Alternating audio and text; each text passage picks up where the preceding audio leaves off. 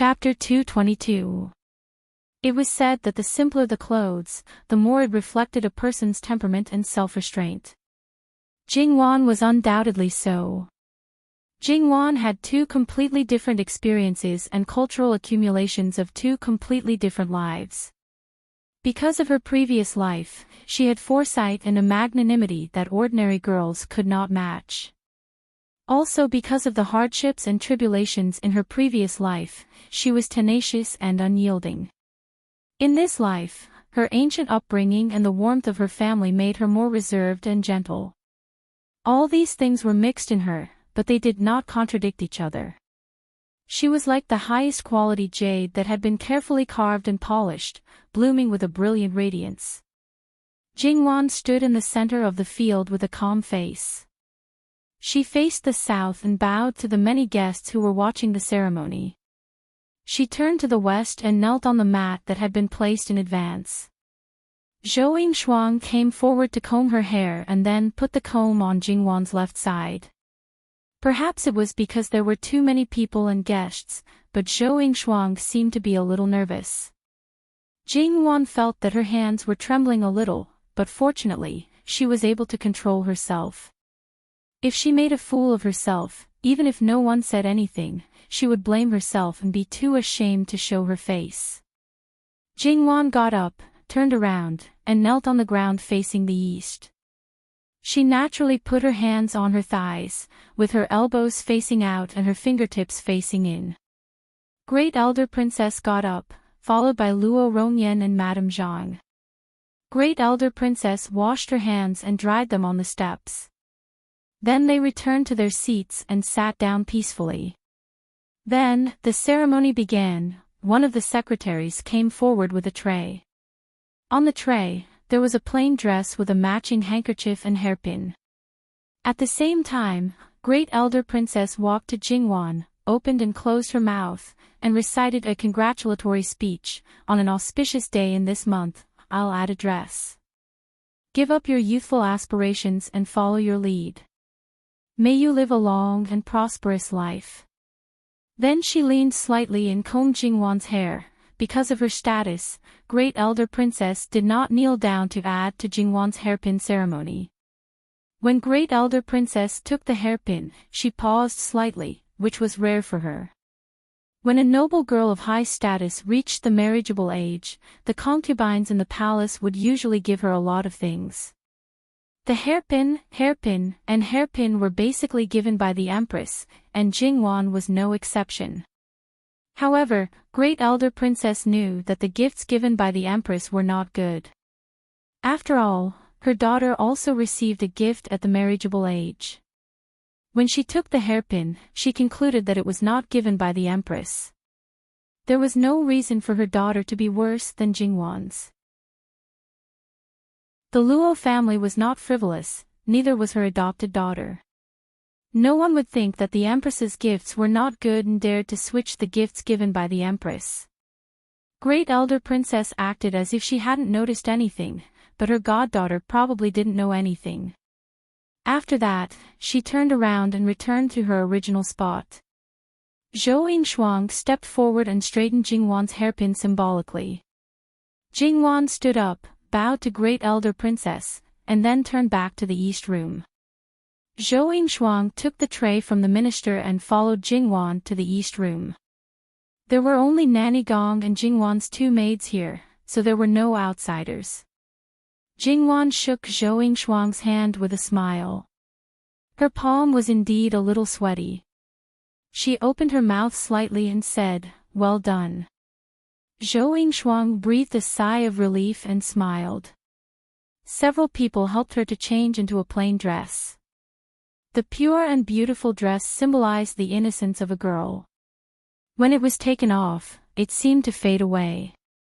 The dress was similar to an undergarment. There were no decorations on the edge of the dress, and the belt was also made of cloth. However, whether it was a plain dress or a plain dress, it looked very simple, and it was only worn during the ceremony. No matter the material or the workmanship, it was the best. Jingwan came out in a plain dress, half opened her arms, and showed it to the guests. After a while, Jingwan knelt down in front of Luo Rongyan and Madame Zhang, and bowed to them to thank them for raising her.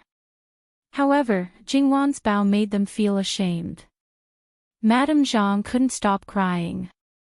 When she found it, she hurriedly wiped it away. Those who didn't know would only think that she was crying for joy because her child had grown up. Looking at Jingwan's peaceful face, Luo Rongyan couldn't guess what kind of mood she was in now. A few days ago, Madame Luo almost deprived them of the qualification to be the host of Jingwan's adulthood ceremony. They knelt down and begged for it. Both parents were present. If they didn't attend as hosts, what would others think? There would be a lot of speculations and rumors. Not only would the Luo family's reputation be damaged, but also Jingwan would be implicated. Madame Luo's harsh words made them feel ashamed and once again made them deeply realize how much of a failure they were as parents. When they thought of how many times their children had been disappointed behind their backs, their hearts ached to the extreme. But now was not the time to think too much. They hurriedly asked her to get up. Jingwan knelt down on the mat again to the east, and the second ceremony was carried out. Great Elder Princess did the same thing as before. Two servants came forward with a dress, a plain dress, and a hairpin.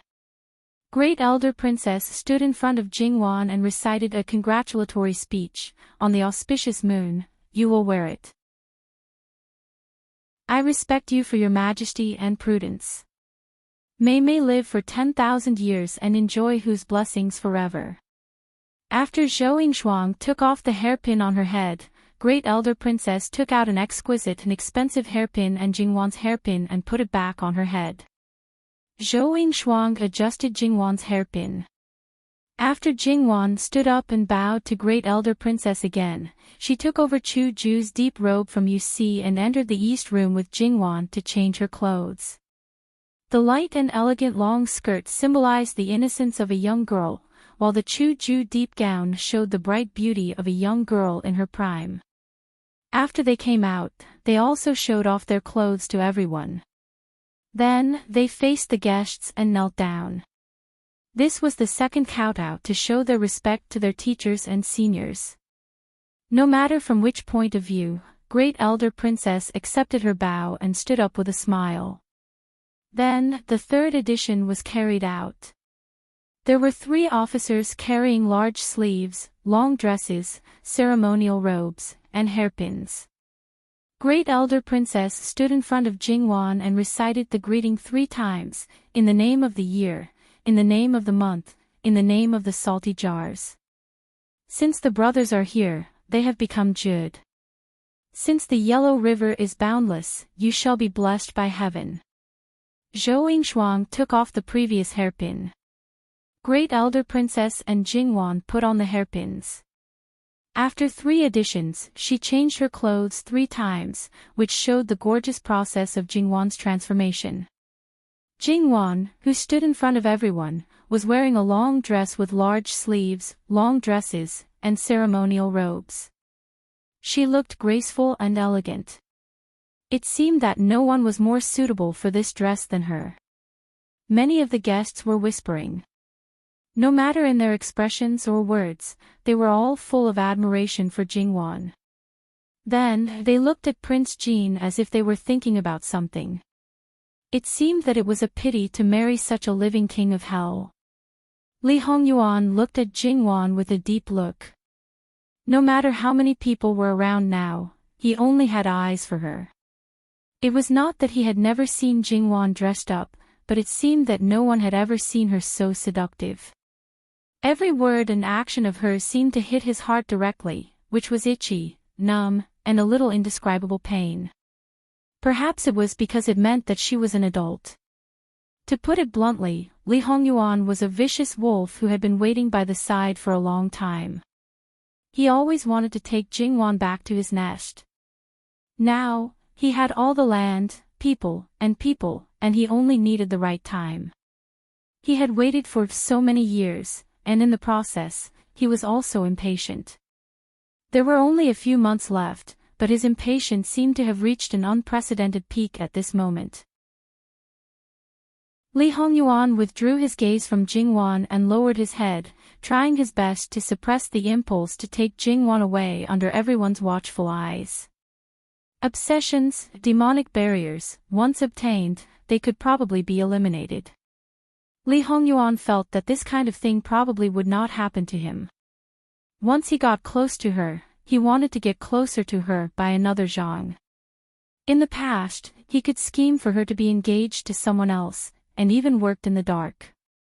Now, he wanted to flay the skin and pull out the tendons of anyone who dared to think of Jingwan.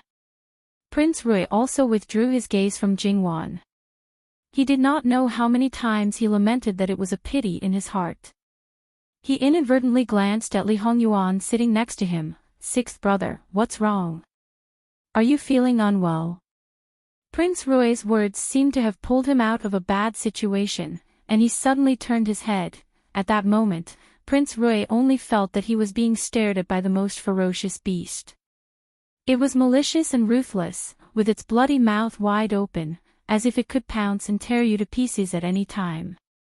His heart rapidly contracted, and his body tilted to one side, almost flipping over his seat.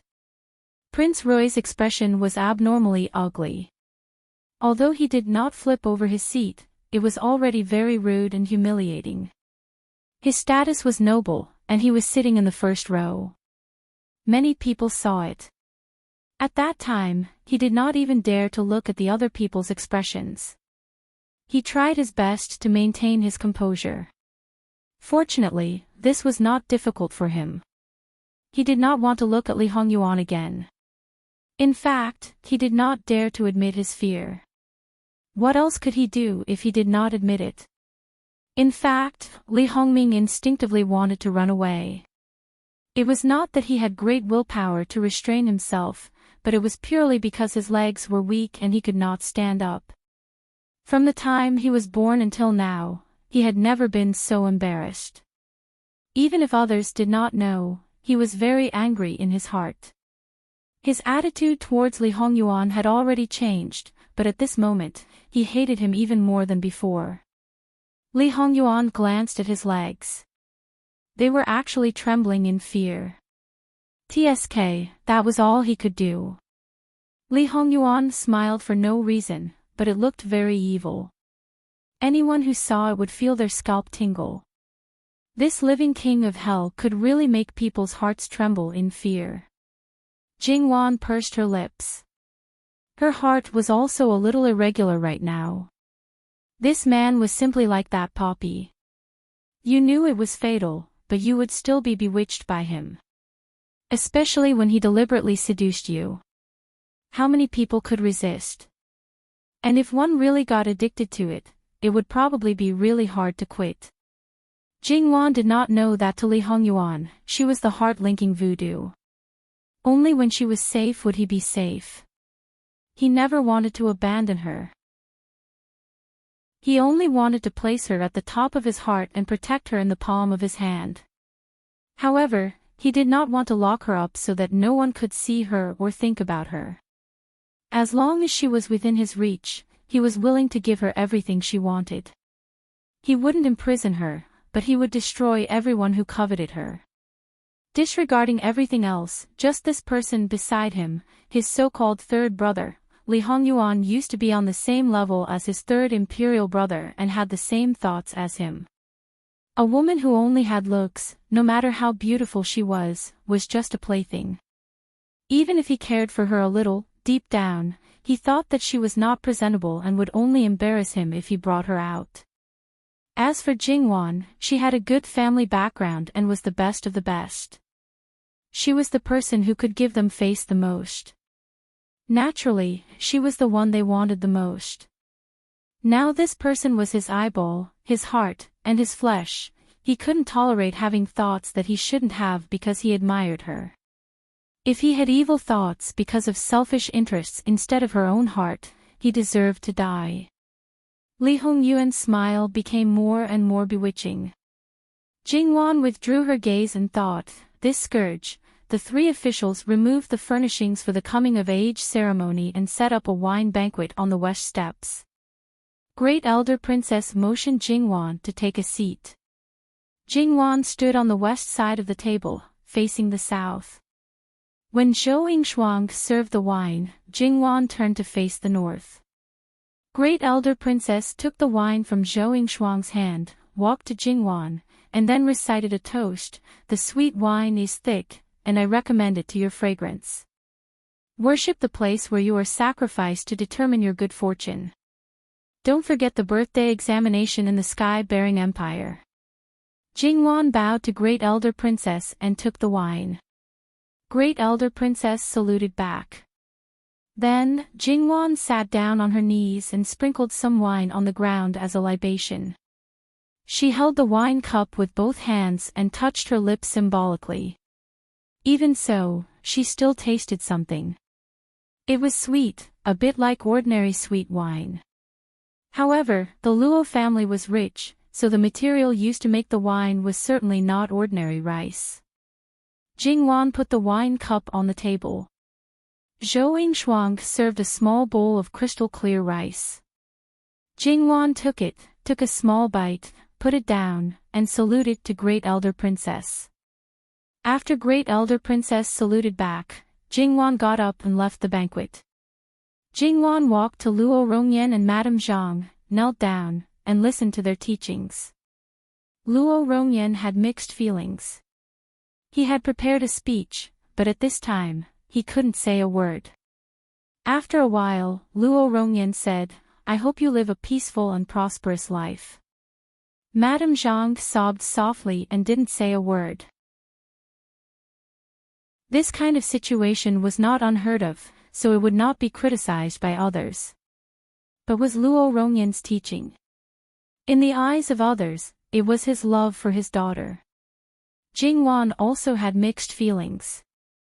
They were not qualified parents, but they were not bad parents. At least, the father now was much better than the father in the previous life. She didn't know whether it was because he was too disappointed in the previous life, so he didn't have extravagant hopes. Or he had expectations when he was young, but he decisively gave up when he found that they were not qualified parents. She couldn't remember. In fact, Jingwan was very clear that today's result was not caused by her parents alone. She didn't manage it well was also one of the factors. In the end, the influence of the previous life was too deep. Because she and her grandmother depended on each other, she taught her too many things. In this life, when she faced her grandmother who was similar to her grandmother, she subconsciously got close to her and was willing to build a good relationship with her. Her father, on the other hand, had one wife and many concubines, which ruined her impression of him. Perhaps she even secretly hated him. If she had treated them with the same attitude as her grandmother, unless these two people didn't like her from the bottom of their hearts, they wouldn't be like this today. Even so, Jingwan didn't regret it. She had another life's memory. Weren't those children who were born white paper because of their parents' sacrifice? So, she wasn't wrong at all, right? Yes, it was like this. This feeling of completely blaming someone else for his mistakes was quite satisfying. Jingwan smiled gently at them. It was good to maintain this situation. Although Luo Rongyan's teachings were not quite the same, Jingwan still followed the script. Although this son is not smart, I dare not only accept it. Then she bowed to them. Jingwan stood up and walked to the center of the hall.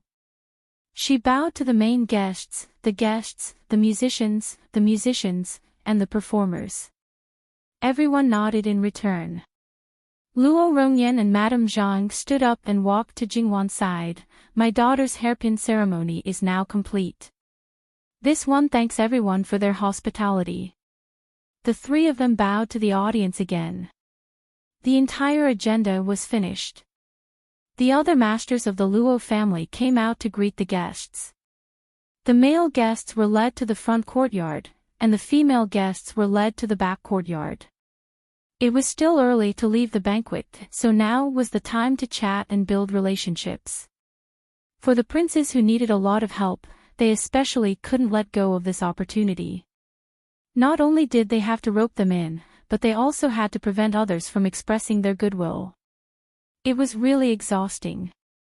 Jingwan held Sun Yijia's hand. Sister-in-law, you've worked hard. Are you tired? I'm fine, I'm fine. Sun Yijia volunteered to be a musician. She was already 5 months pregnant. Originally, the family didn't agree, but Sun Yijia felt that she was in good condition.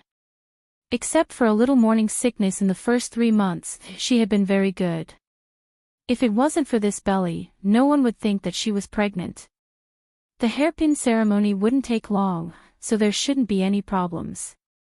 In the end, they consulted the Fu doctor, who said that there wouldn't be any problems, so everyone agreed.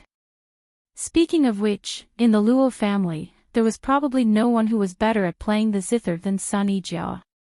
Sun Yijia also valued this child, so no one suspected that she was trying to be brave. They went to the begonia house together. Since the hairpin ceremony was over, Jingwan couldn't keep wearing this dress, especially on her head. It wouldn't make sense if she only wore a hairpin. Even if today was her big day, she wouldn't wear this dress on a normal day. At this time, Zhou Yingshuang no longer had any qualms about telling everyone that she was nervous and worried that she would make a mistake. Yuan Chao Chao listened and patted her chest. Thank goodness you went. If it were me, I would have been embarrassed.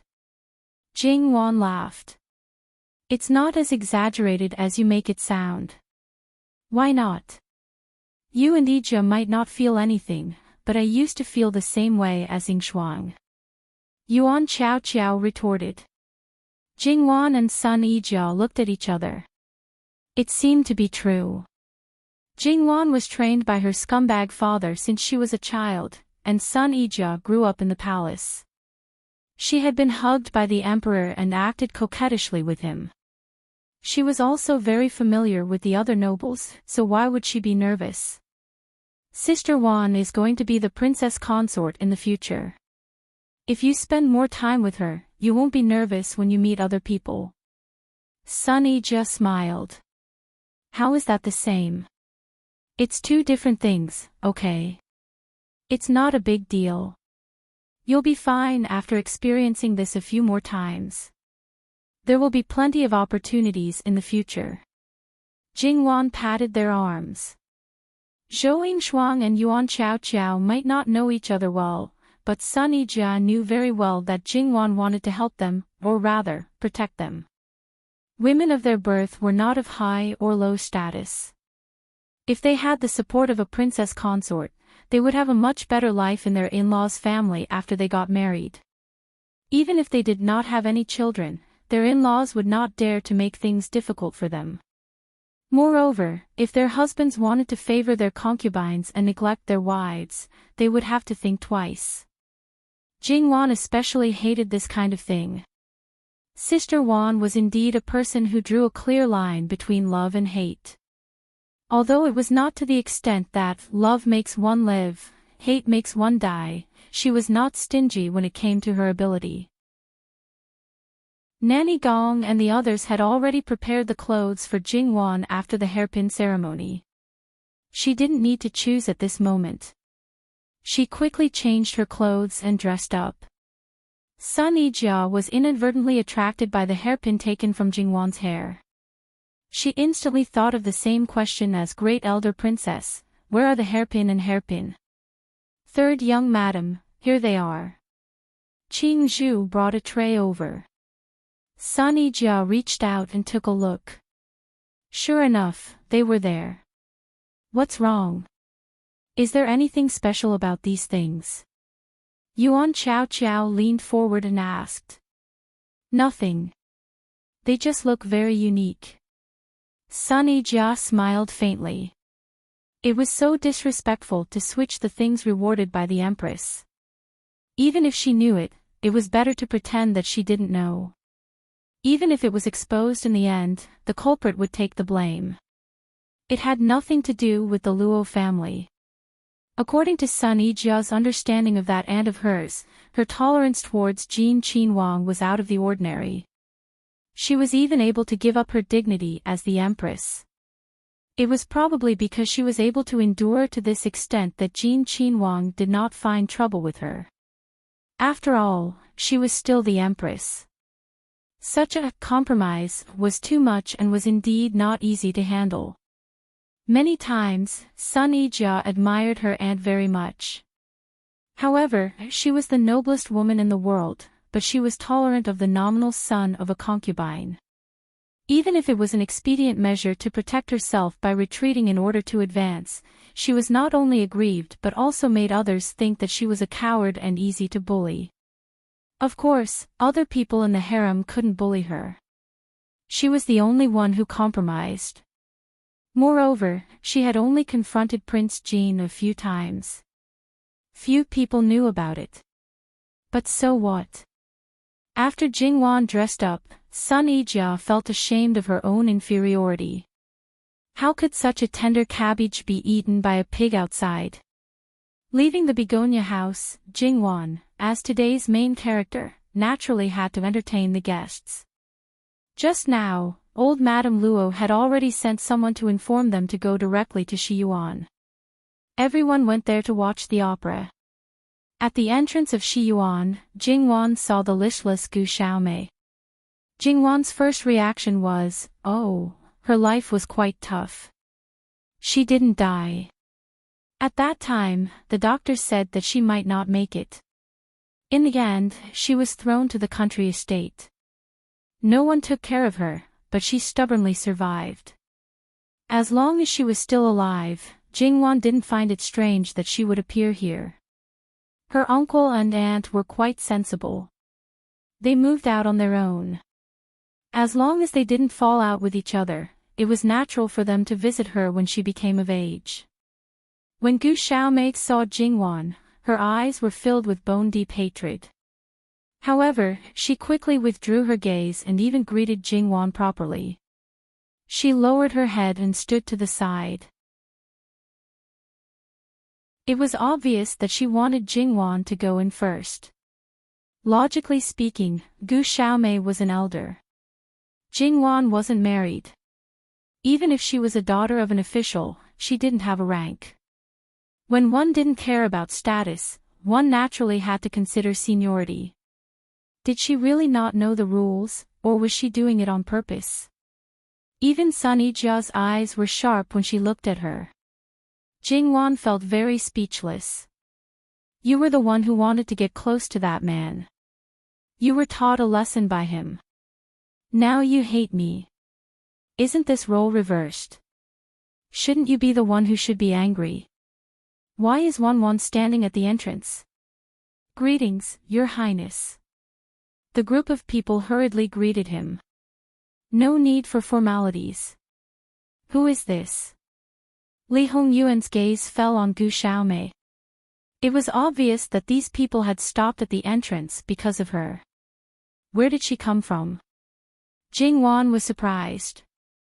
Your Highness, you don't know her. Li Hongyuan raised his eyebrows.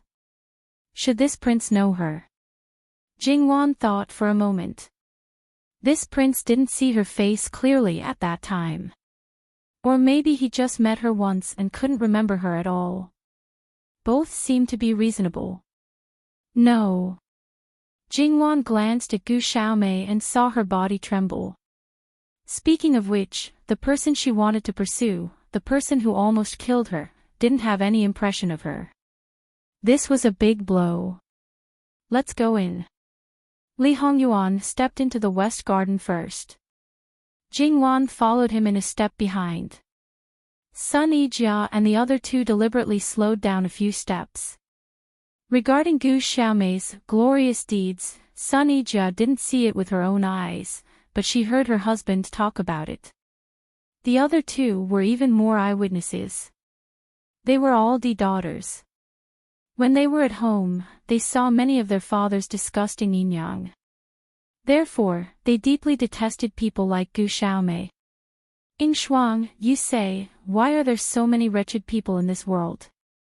If it's a man who flirts with flowers and grass, it's fine.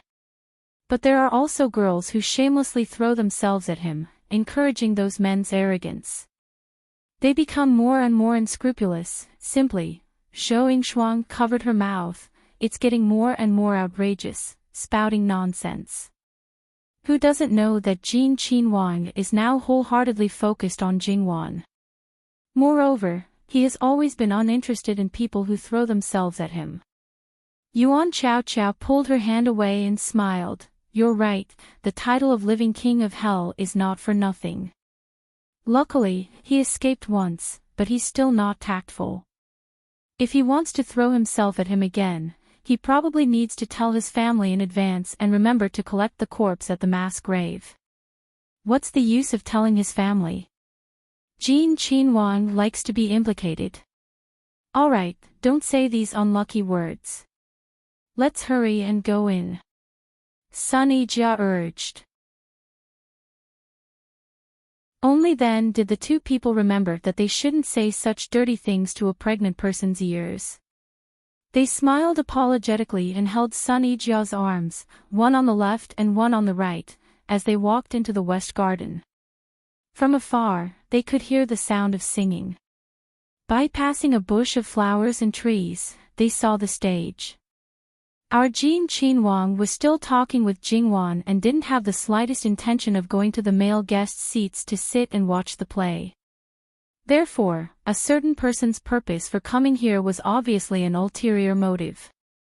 Fortunately, although the two people were close, Jin Qinhuang still had a bit of a gentleman's demeanor.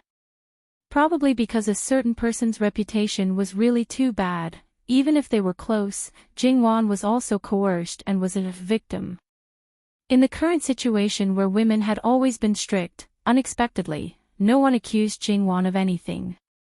When they saw it, they also turned a blind eye. Jingwan gradually became aware of this point. She faintly looked at Li Hongyuan. Wang Ye is doing this on purpose, right?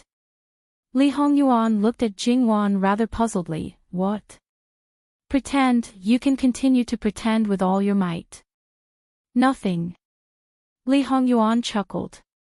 He had subtly stepped on his father's bottom line step by step, so that his father absolutely indulged him now. He could also subtly step on everyone's cognition. Of course, he didn't intend to do anything in front of others. When he stood with her, he only needed to prevent her from being criticized. It was so simple. So he didn't need to spend more than 10 years like the former, and it seemed that he was about to achieve it now. When they were in the courtyard of the summer palace, Sun Yijia had seen how lovey-dovey the two of them were. At this moment, she secretly rolled her eyes and pulled Yuan Chao, who didn't know what happened, away with Zhou Shuang. Great Elder Princess took a book and ordered a play, which had already finished. Then a princess of the same generation ordered a play and also finished it. They were modish to each other. Madam Son of Ding General Manor also ordered a play and also finished it. Then, these old things didn't take advantage of their seniority and let the juniors order what they liked. But speaking of it, Madam Luo, where did you hire this troupe? They are really good at singing. Yes, I don't know anyone in this troupe. Since they are so good at singing, how can they not be famous at all? They were sent here by Prince Jin's order. I think they should be the troupe raised by Prince Jin himself. Madame Luo didn't evade and said bluntly. Everyone fell silent. They originally wanted to invite the troupe back to their own families to perform next time. Well, they were raised by the King of Hell again. Don't think about anything else. They glanced at the leading actress on the stage. She had a slim figure, a gentle voice, and a beautiful face. There seemed to be several of them.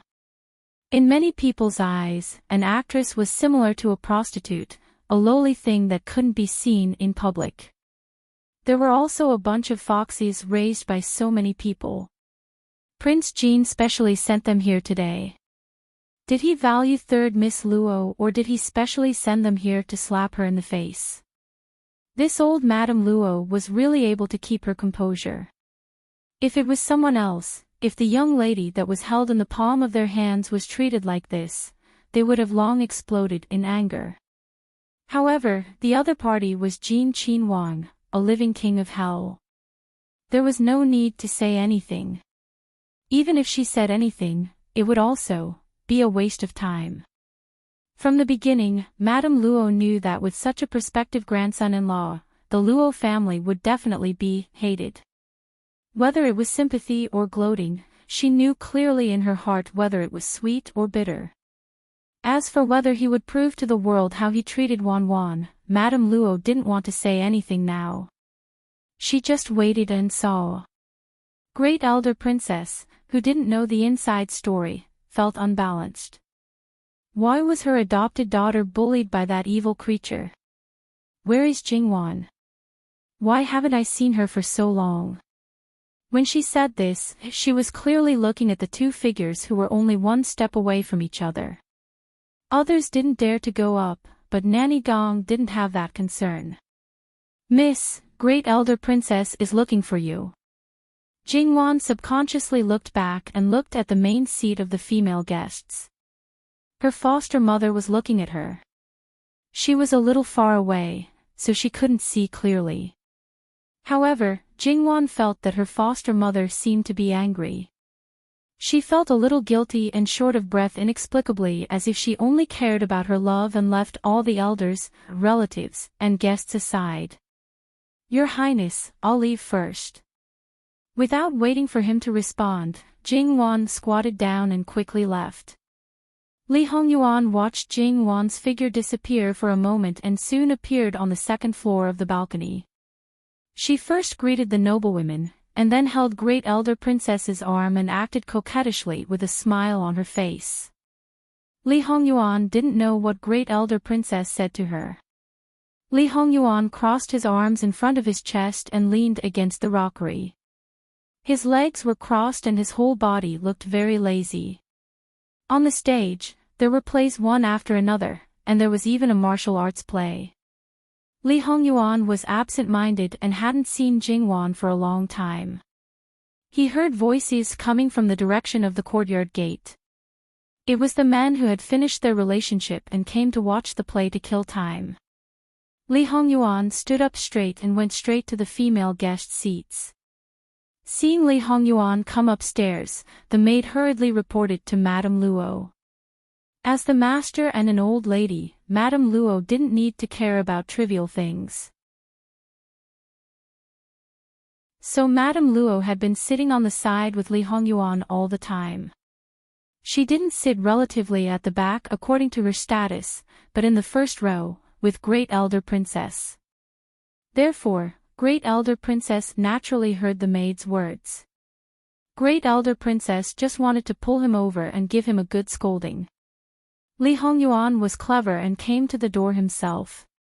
He turned a deaf ear to the greetings that came one after another along the way, and those elders did not take the initiative to greet him either. However, she didn't argue with him. If she really let him take the initiative, she would be worried that her life would be shortened. He didn't care about others, but he still had to give face to his aunt. However, before he spoke, Great Elder Princess scolded him. Don't you know how to avoid arousing suspicion? Great Elder Princess had a good relationship with Luchingdi, so she would scold these nephews and nephews. When she scolded them, they could only listen obediently. Li Hongyuan didn't feel much pain and was not much different from his father. Li Hongyuan sat down next to her. I didn't do anything shameful. I just said a few words. Why should I avoid arousing suspicion? Jingwan is my fiancée. She is coming of age today, and tomorrow we can ask the Ministry of Rites to prepare for the marriage. Master Liaochen said that we are a match made in heaven. Is there anything wrong with this marriage that makes me avoid her other fiancé? There was a hint of coldness in his words. What nonsense are you talking about? Shut up. Great Elder Princess snapped. For the sake of this vile creature's marriage, her imperial brother was worried to death. If something really went wrong, even if she, as his younger sister, said something she shouldn't say, she was afraid that he would take his anger out on her. In this case, Jingwan is destined to be mine. Then, what's wrong with talking to her before the marriage to get familiar with her? I don't want to meet someone I know nothing about when I get married. Even if I, Li Hongyuan, want to do something disgraceful, I will do it openly. Jingwan immediately spat at him in her heart. Bastard, don't you have done a lot of things secretly? To be able to say such words without blushing or panting, his face was truly unparalleled in the world. Jingwan silently lowered her head and pretended to be shy. However, many people around him nodded in agreement. It seemed that this bastard had a lot of credibility. Am I talking about this? There are so many female guests here. There are so many unmarried girls. You are a man. Imperial Aunt, Li Hongyuan interrupted her. In all honesty, I didn't even look at them. On the contrary, I don't know how many of them looked at me. If there's anyone avoiding me, it should be them avoiding Ben Wang. Great Elder Princess was at a loss for words. Get out of here. Go to the male guest area, or get out of the garden. Li Hongyuan got up and walked away slowly. Great Elder Princess breathed a sigh of relief. This evil girl had committed too many sins. She couldn't control him at all. As long as he didn't go too far, she'd better leave him alone. Otherwise, she would be angered to death. What she worried most was that other people would follow his example and use this excuse to have private affairs. It would be terrible if they broke the rules. However, it was hard to find another man who was as bold as him and wouldn't be beaten by the girls. Great Elder Princess patted Jingwan's head, who seemed to be too ashamed to show her face. Good girl, I'm sorry. Jingwan didn't say anything. Well, she didn't feel wronged, but it was best to shut up now. Foster mother, I'll go downstairs and see if there's anything wrong. Go ahead. Knowing that she was shy, Great Elder Princess would let her go. After Jingwan's figure disappeared, Great Elder Princess looked at Madame Luo and said, Madame Luo, we are sorry to your family. Please forgive us. She meant we, including Luqingdi. Madame Luo showed a helpless and forced smile at the right time. Great Elder Princess, you are too serious. On the other side of the wall, Li Hongyuan was drinking tea casually. The others were talking and laughing. They were enjoying themselves. Jingwan walked around downstairs. Most of the people here were unmarried girls and young women who had just married. After making sure that there was nothing rude, Jingwan was ready to sit down and chat with others and eat something. Jingwan believed that eldest aunt wouldn't make any mistakes in handling these matters. But not long after she sat down, a maid came in and whispered something in Jingwan's ear. Jingwan's expression didn't change. She greeted a few people nearby and went out. After leaving the two-story pavilion for some time, Lin Mingya said, Bai Xiao, go and ask grandmother to come down. Also, tell old Madam's son of Ding General Manor to ask her to call sister-in-law upstairs. You just wait by the side and don't let anyone disturb her. Yes, Mississippi, Jingwan led others out of the garden. She waited at the gate of the garden for a while and saw Madame Luo come out. Wan, what happened? Old Madame Luo asked, her expression calm as usual. Chang Lingshan intended to drug third brother. However, second brother was drugged. Third brother was furious when he found out and pushed Chang Lingshan, who also took the drug, into the pool. She was unlucky and hit a stone on the side. Her left eyebrow was directly broken from the middle and almost hurt her eye. Second aunt is making a scene. Speaking of which, what should come will come. Since the day third brother and sister-in-law got married, since Chang Lingshan targeted Luo Jingbue and Sun Yijia's dowry, what happened today was not surprising. However, what Jingwan couldn't figure out was why her cousin always came to her. Was it easier to trick her because she was a relative? She was a relative and wouldn't be too ruthless. What is she doing? Which one of them should be responsible? Madame Luo didn't even raise her eyebrows.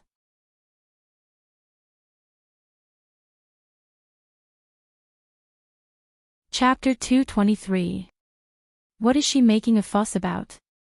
Which one of the brothers is responsible? Madame Luo's eyebrows didn't even twitch. Jingwan held Madame Luo's arm.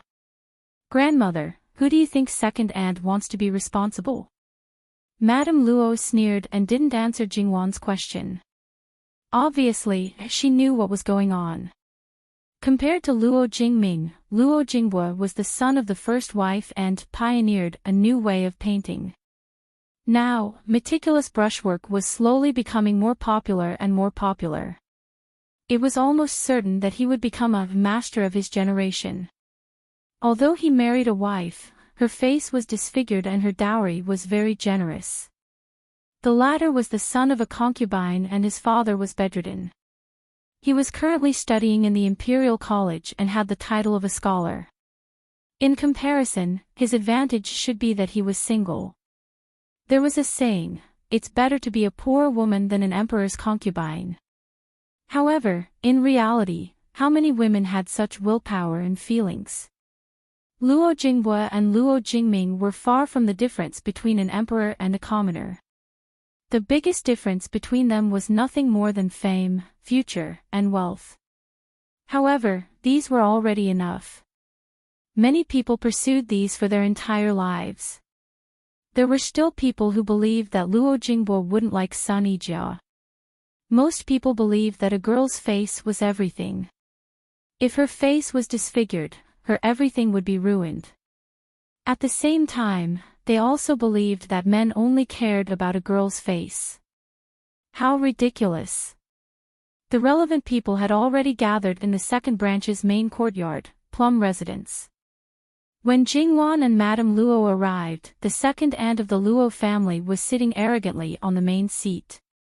It was as if she was the owner of this place and was showing off her powerful presence to others. As for the others, they didn't look very good, especially Luo Jingming. His hair was still wet. If she remembered correctly, he should have changed his clothes.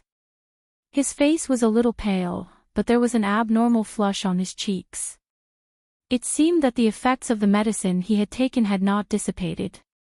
She didn't know if he had been splashed with water or if he had swum in the water himself. When he saw Madame Luo, his aura weakened slightly. He stood up unwillingly and bowed with the others.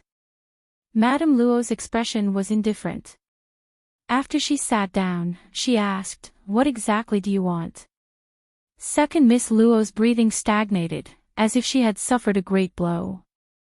"Mother, what are you saying?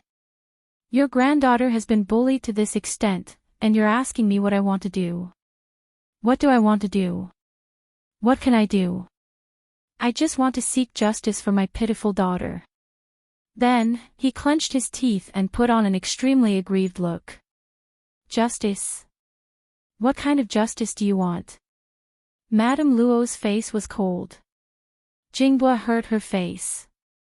How can she get married in the future? Don't tell me we're just going to let it go like this. The Luo family's second grandaunt's voice was somewhat sharp.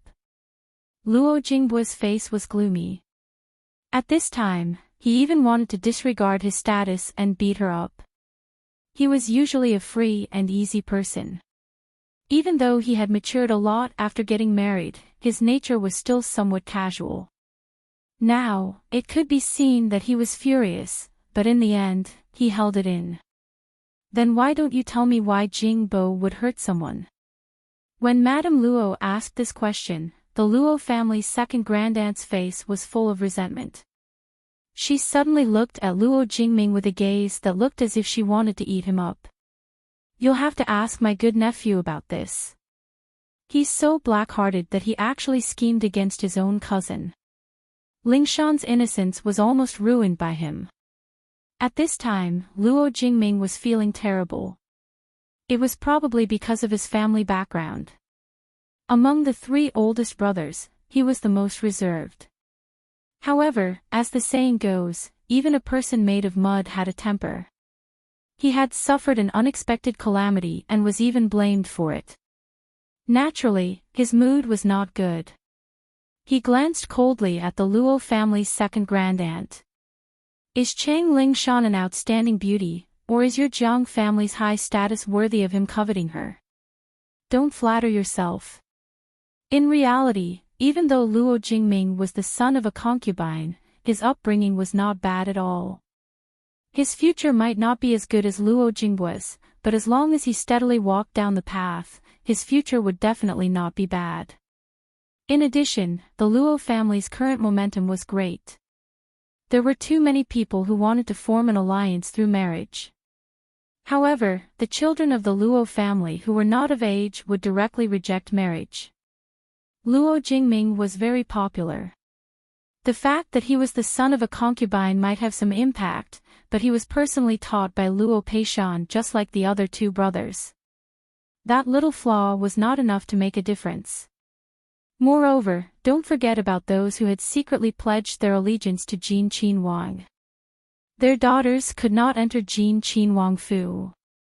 If they wanted to have a closer relationship with him, they would naturally have to slow down their efforts. The other princes would definitely not be able to do so. Jin Wangfei's maternal family was the best candidate. Thus, not to mention Luo Jingming, there was no need to worry about anyone else. Luo Jingming's marriage had long been put on the agenda. Now, they had basically circled a few families and were only doing the final selection. Everyone's upbringing, talent, appearance, family background, and character all surpassed that of Chang Lingshan. Only water would enter his brain to plot against Chang Lingshan. Old Madame Luo also pointed out all these without any trace of politeness. Second eldest Miss Luo's face stiffened. Then, tears streamed down her face. Mother, I'm not your biological daughter. You really don't like me. My marriage is not as good as eldest sisters and third sisters, so be it. Now, Lingshan is also. Enough. The children are here. I don't want to peel off your face. Second eldest Miss Luo's lips trembled, but she didn't dare to say anything else. Jingwan felt that it was strange. Although this second aunt was born of a concubine, she was raised by her grandmother. Everyone said that she and her grandmother were no different from biological mother and daughter. When she was in Qi and prefecture, Jingwan had heard about it from her grandmother's servants. Indeed, she wasn't considered bad. However, Jingwan could roughly sense that she wasn't particularly good. At least, she couldn't compare to her other two aunts. Jingwan believed in her grandmother's character. Once she accepted her grandmother, she probably wouldn't treat her differently. Now, it seemed that she didn't just dislike her. This second aunt must have done something to anger her grandmother and made her hate her. In fact, although second aunt's in-laws weren't as good as the other two sisters, second uncle's character was very good. Back then, they were both chosen by Luo Peishan. At that time, he was far from the position he was in today. Don't think that you're the only smart ones who treat the world as fools. You and your daughter's hearts are full of twists and turns, yet you dare to play around in front of me. If you wanted Jingming to marry Chang Lingshan, I would reluctantly look up to you. It's been almost 20 years and you still haven't changed. A good child was taught to be like this by you. Take Chang Lingshan and immediately get out of the Luo family. Remember this, even if she loses her innocence today, she can forget about entering the Luo family. Second eldest Miss Luo looked at old Madame Luo in disbelief. Mother, you're actually so heartless. Indiscriminately convicting Lingshan, how could you? Old Madame Luo only looked at her indifferently, as if she was looking at a stranger. She was probably really hurt by old Madame Luo's words. Her face broke down. Mother, Luo Rongping and I are both born of a concubine. You even treat his concubine's son well, but you treat my legitimate daughter like this. Now get out of here obediently. The Luo family is still your maternal family, otherwise. Second eldest Miss Luo's face was green and white, like a color palette. You're actually so heartless, so heartless. Fine, I'll leave. She wiped away her tears, as if her heart was completely broken, revealing a sense of despair. Jingwan sighed. Sure enough, everyone was a king of acting. They were clearly afraid of grandmother's threat, afraid that they would really lose the Luo family, but they seemed to be sad and desperate because of grandmother's heartlessness. However, Jingwan looked at grandmother's eye with a little admiration.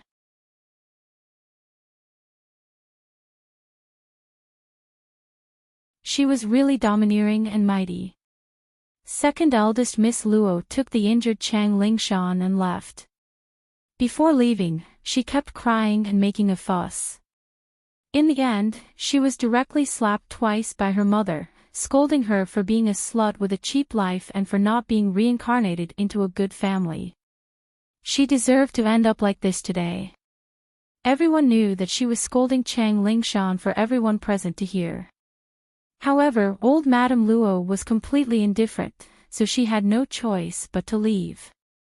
No matter how resentful and unwilling she was in her heart, she had to bow her head in front of power. Chang Lingshan was also a little pitiful. A large part of his brow bone was bandaged, and the specific injury could not be seen. The area that was not covered was also red and swollen. As a result, there were 2 more palm prints on his face. However, this pitiful person must have something hateful. If she did not have any evil thoughts, this would not have happened. After sending them away, old Madame Luo stood up. There are still so many guests in the residence, go do what you need to do. You 2 brothers should properly reflect on today's matter. Both of you are so stupid. After Jingwan and old Madame Luo left, the remaining few people were still a little stunned. Was it over just like that? Luo Jingbue and Luo Jingming looked at each other. Indeed, they had both made stupid mistakes today. Luo Jingming had been easily tricked, and Luo Jingbue was even more stupid. He did not have to involve himself at all. Other than letting Chang Lingshan get involved with him, it did not have any effect on the original matter at all.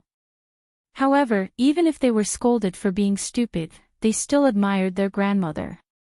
She had resolved the matter so cleanly. They originally thought that it would be very troublesome, and they might really let a disgusting person into the family. Jingwan also had similar thoughts. She originally thought that it would be a tough battle and wanted to see if she could help a little. She just watched a show for free. She even left her sister-in-law with her biological grandmother in advance, worried that it would affect her. In the end, all her worries were in vain. However, old Madame Luo's words and deeds also told us that relatives were not easy to trick. Relatives were not easy to be ruthless, but it was also easier to be ruthless. There were some things that outsiders might have some misgivings about, such as today's matter. If it was someone else, old Madame Luo probably would not have handled it so simply and crudely. What is Wan thinking about? The matter just now, the result was expected, this process. Old Madame Luo laughed in spite of herself. Grandmother will tell you one thing today.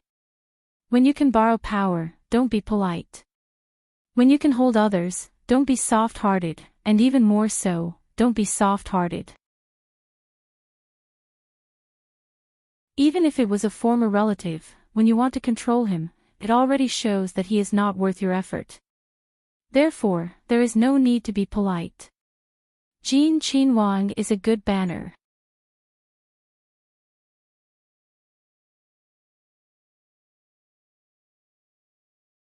Chapter 224. How did it become Jin Qin Wang in the blink of an eye? Well, Jingwan also admitted that Jin Qin Wang's banner was very useful. She should be very happy to use it for herself. Grandmother was right, when needed, it would be a waste not to use it. When they returned to Shiyuan, Sun Yijia sat next to her grandmother. She was a little restless and frequently looked in the direction of the back stairs. The drama on the stage, let alone seriously watching, she was afraid that she didn't even listen to a single word. Seeing Jingwan and old Madame Luo appear, she stood up and walked over quickly. Grandmother, Wan Mimi, old Madame Luo nodded and walked away. Jingwan also knew that she was anxious, so she simply whispered in her ear. Sun Yijia's eyes slightly widened, the corners of her mouth slightly hooked up. Grandmother is amazing. Jingwan smiled but didn't say anything. And she also thought so. The people here were all shrewd people. When old Madame Luo left, old Madame Sun sent someone to call Sun Yijia to her side. She sensed that something might have happened in the Luo family. But now that she was smiling so happily, it probably wasn't a big problem. After a glance, she no longer paid attention. Which family would be fine? In the entire capital, it wasn't like there weren't any families that were in turmoil every day. Jingwan helped Sun Yijia settle down and began to shuttle between the ladies with ease. One pulled her to say a few words, another pulled her to praise a few words. Although she could completely handle it, her face was stiff from smiling. It wasn't a smile of genuine joy. It wasn't just her face that was tired, it was also her heart. Jingwan felt that those people who were born with a smiling face would be a great weapon in this kind of situation. But that kind of person, in a sad situation, would be easily pointed out by everyone, so it was better not to be envious. Fortunately, when Jingwan felt that she couldn't hold on anymore, the banquet finally started. Similarly, many officials also came to the Luo family after leaving the yamen. After a round of toasting, although there were still a lot of things left on the table, especially the women's banquet in the back courtyard, it could be considered that the host and guests enjoyed themselves to the fullest. Except for a few small flaws, everything else could be said to be perfect. After the guests left one after another, Zhou Yingshuang, who was the guest of honor, and several other attendants helped to send the guests off. She also brought Yuan Chao with her, intentionally or unintentionally. Of course, there was also her younger sister, Luo Jingyu, whom outsiders thought was completely beneath Jingwan's notice. Jingwan thought that Luo Jingyu's temperament was a little timid and dull, so she thought that after Sun Yijia married into the family, she would ask her, the eldest sister-in-law of the second branch, to help train her. Sun Yijia didn't spend much time with Luo Jingyu. Most of the time, Luo Jingyu was taught by Sun Yijia's nanny. When the marriage discussion started next year, she probably wouldn't have to worry about in-laws. Concubine Ji was grateful to Jingwan because she knew that Jingwan didn't like concubines, so she never took the initiative to get close to her. Usually, she helped Zhang Shi manage the second branch. Now, she didn't want to have a son. She completely understood that as long as her two daughters weren't disliked by their sister, they wouldn't be bad in the future. Perhaps Third Miss didn't like the concubines' brothers and sisters, but she didn't like their status. She didn't have much dislike for them. As long as they didn't provoke her, she wouldn't do anything to them. When necessary, she would even help them. In order not to be a burden to her children, Concubine Ji became invisible in the Luo Rongyan. Concubine Ping, who gave birth to a son, had always followed Concubine Ji's lead in this aspect and was invisible in the entire second branch. When Great Elder Princess was about to leave, Wingzhu Yuyao made a fuss and refused to go back. Great Elder Princess indulged her and asked Jingwan to play with her for 2 days. Wingzhu Yuyao wasn't the youngest in Great Elder Princess's mansion, but she was the senior. Moreover, because her mother didn't like her sister-in-law, even if there were children who were 1 or 2 years younger than her, they couldn't play with her. Sometimes Yu Yao was a little naughty. In fact, she didn't cause any harm, but she was regarded as a little devil by her nephews, nieces, and sisters-in-law. Yu Yao curled her lips. She didn't want to talk to them. Great Elder Princess looked at the girls in front of her kindly and said, "You are all good girls. If you have a chance, come to Great Elder Princess's mansion with Jingwan and play with her." Great Elder Princess loved Jingwan, and she was also supporting them in a disguised way. The girls were a little flattered and hurriedly thanked her. Great Elder Princess also gave Jingwan a few words of advice. In the end, only the relatives and friends of the Luo family were left. Even old Madame's son didn't stay for long. Today, she was the only one who came to the Luo family. The others in Ding General Manor were directly forbidden by her. According to her, she knew that Sun Yijia was very good in the Luo family, and this was enough. Jingwan's adulthood ceremony was so grand that some people would talk about it for a while. Among other things, as soon as Prince Rui and his wife returned to the prince's mansion, they were told by the servants that concubine Ying had a stomachache again. Princess Rui glanced at Prince Rui. Seeing that he didn't change his expression, she didn't say anything. Prince Rui didn't want to talk to her at first, but he seemed to think of something and asked, "Is she only a little younger than the third Miss Luo?" "It seems to be only a day younger," said Princess Rui. "A day? Only a day?" They were born under the same roof, have the same surname, and eat the same food. But one of them is in the sky, the moon surrounded by stars, while the other is in the ground, deserted by all. Prince Rui seemed to be talking to himself. Obviously, the bigger the gap between Luo Jingying and Jingwan, the more unwilling he was in his heart. She doesn't know that today is her third sister's adulthood ceremony. Send someone to tell her and let her be happy for her third sister. Happy? It was more like he would go crazy. No matter what, she's still pregnant. No matter what, it's still your child. Is your heart so heartless? Aren't you afraid that if you do this too many times, there won't be any more children in this family? Your Highness is right. I will ask someone to talk to concubine Ying. She must be regretful that she didn't see it with her own eyes. Telling her in detail may give her some comfort. Yes. This was what he was most satisfied with about Princess Rui. She could always think of his thoughts and be of one mind with him. No matter how gentle and polite Li Hongming was to others, he wasn't a broad-minded person. Otherwise, he wouldn't have done this kind of thing. This was simply a method of jealousy in the inner house. You are a man who wants to control the world. Doing this kind of thing is really a bit despicable. However, Princess Rui didn't show it at all. She could roughly guess Li Hongming's mentality. Seeing how outstanding Luo Jingying was, compared to concubine Ying, he probably felt that he was cheated. Maybe he even thought that if it wasn't for Luo Jingying seducing him, it might be a different scene today. At the very least, he would lose his virginity before marriage. No matter what, he could still take her as a concubine and control the Luo family more than now. But he didn't think about it. If he didn't take the girl's body and Luo Jingshu was determined not to have anything to do with him, would she let her granddaughter be his concubine? The most innocent was still the child. Its mother was regarded as lowly and unscrupulous by its shameless father. And such a father didn't care about its existence.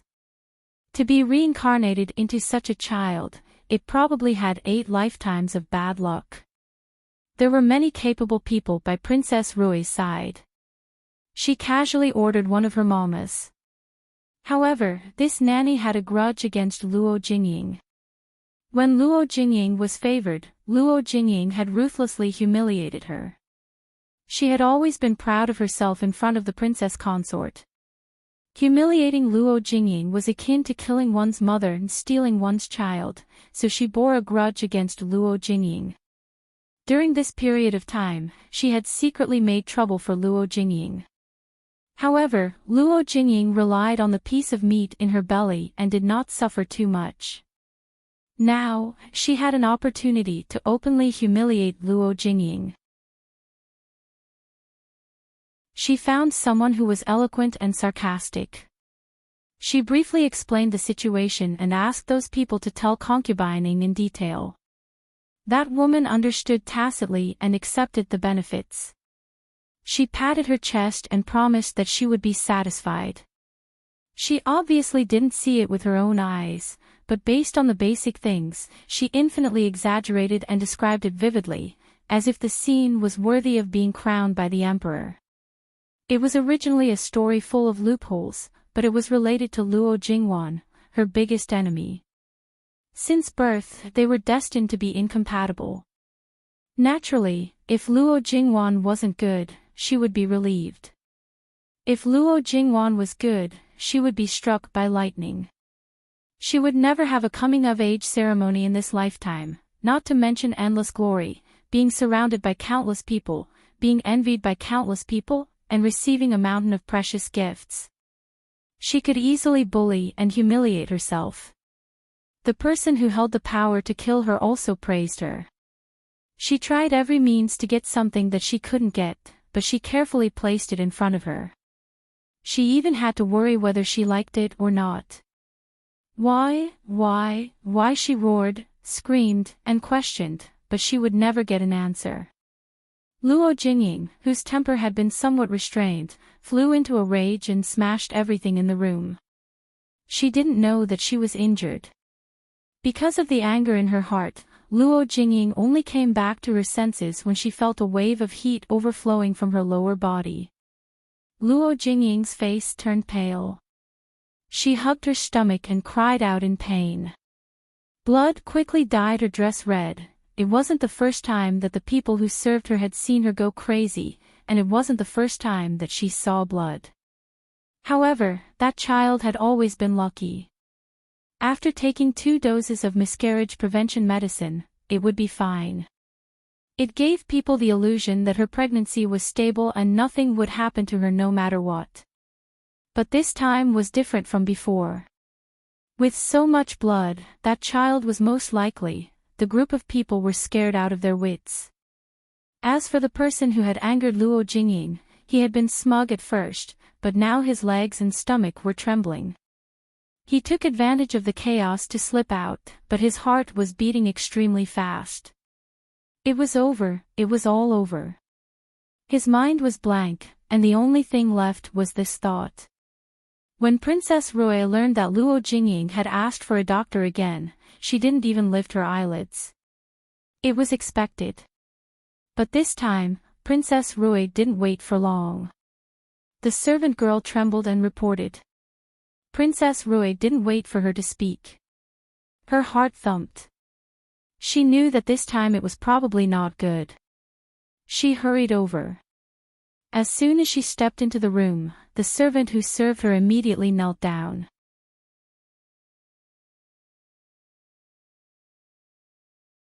Princess Rui only felt that her legs were a little weak, and her head was a little dizzy. The doctor came out and directly apologized to Princess Rui. I'm incompetent. Princess, please forgive me. Princess Rui calmed down and rubbed her swollen and painful temples. Where is Shiqiang? Princess, she's not well. She's unconscious. Did the child fall out? Princess, the child is still in the belly. Then quickly prescribe a dose of medicine to make the child fall out. Make sure that it's clean. Then take a good look at her. Don't leave a lasting illness that will affect her fertility in the future. Yes. The doctor hurriedly wrote a prescription, filled the medicine, boiled the medicine, and then poured it down the throat of Luo Jingying, who was in a coma. Princess Rui had been sitting outside the whole time. She didn't say anything about leaving, and she didn't ask the servant to leave.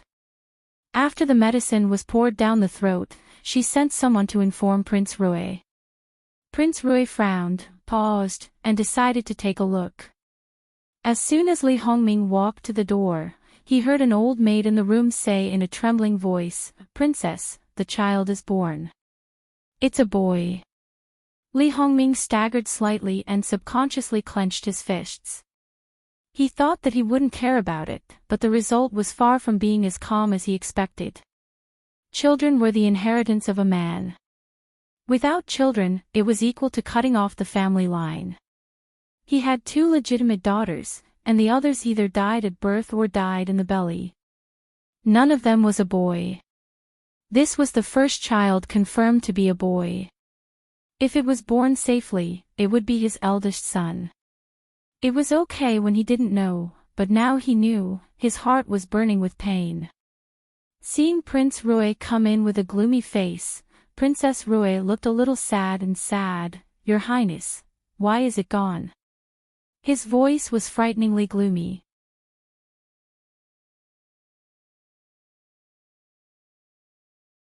Chapter 225. Princess Rui would not stupidly go against him at this time. This man had a great tolerance for her. The premise was that she was sensible enough and smart enough to know what to do and what not to do. If she crossed the line, she would not have a good ending. Prince Rui glanced at Princess Lu and directly grabbed a servant girl. The servant girl stammered and did not make it clear. As a result, Li Hongming directly ordered people to drag her out and beat her to death. Then the second servant girl was followed. The servant girl was afraid that she would end up like the first one, so she hurriedly spilled the beans. Li Hongming had realized that he was the cause. His face was so ugly that it was indescribable. But would he admit it? Absolutely not. He just asked people to tell Luo Jingying. That was all. Li Hongming glanced at Princess Lu sharply. Princess Lu twitched the corner of her mouth stiffly and said nothing. Li Hongming did not scold Princess Lu in the end. He just let it go. It was hard to get rid of the depression in his heart. "I asked you to serve him, but you were lazy and didn't pay attention. Now that the child is dead, you should go down and continue to serve him. First, you should forgive him. Second, you should protect him from being bullied. Drag all of you out. Your Highness, please spare us. Your Highness, was it useful to beg for mercy?" Of course, it was useless. The guards beat them directly. They were not gentle at all. If they resisted and cried, the knives at their waists would hit their heads directly. Blood would immediately flow. Princess Lu slightly looked away. She did not want to see the bloody scene. Even if she had beaten servants to death and witnessed Jiang Wo's execution, she still could not adapt to such a scene. Would it be over after these people were beaten to death? There was still the culprit. As the most direct person to provoke Luo Jingying, the woman packed up her belongings and prepared to escape. However, when she finally found an opportunity to leave through the back door, she was caught just as she was about to step out of the door. Then, she was dragged to Li Hongming. At this time, her head was covered in blood.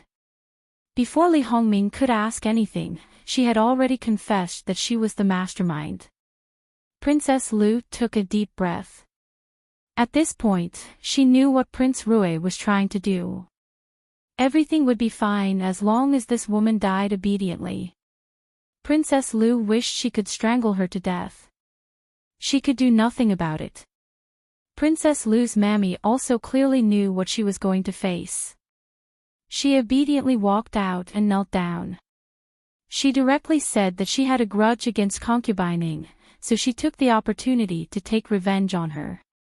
She was willing to accept the punishment.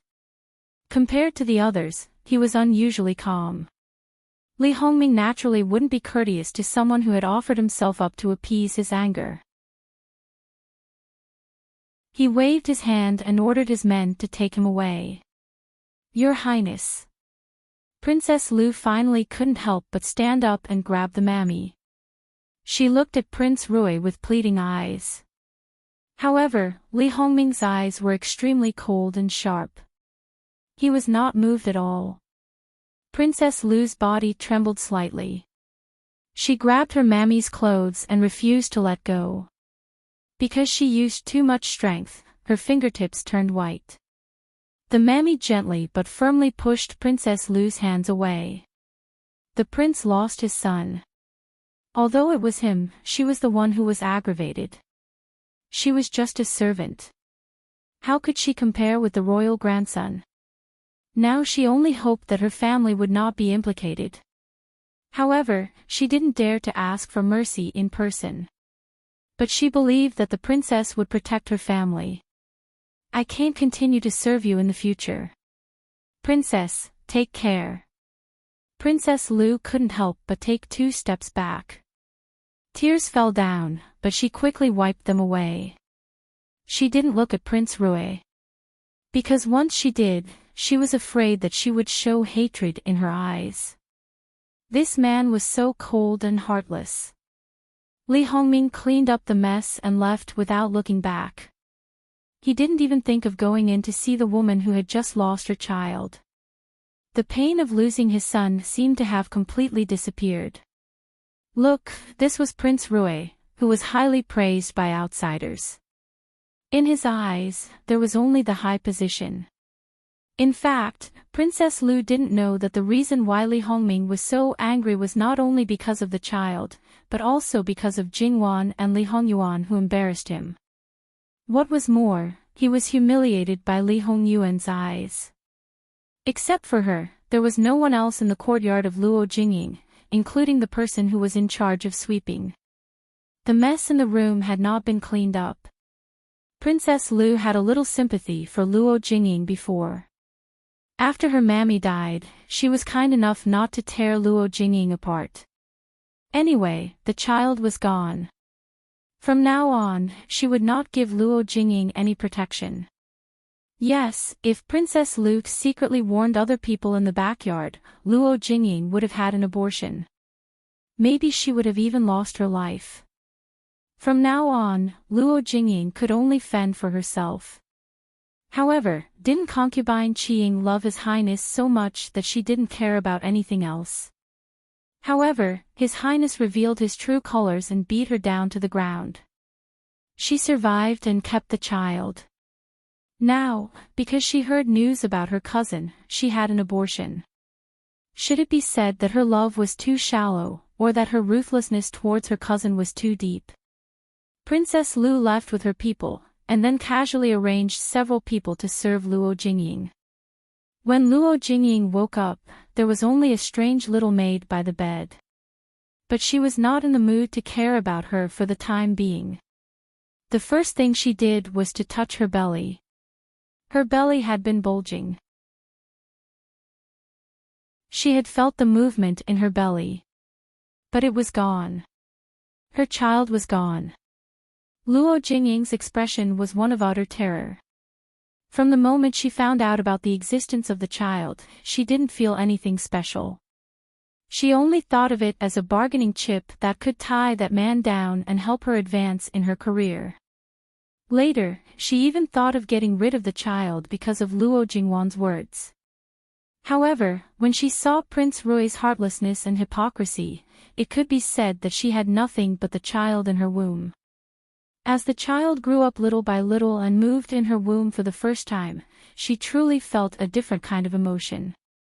It was indescribable, but her heart was filled with warmth, and she felt a sense of anticipation that she had never felt before.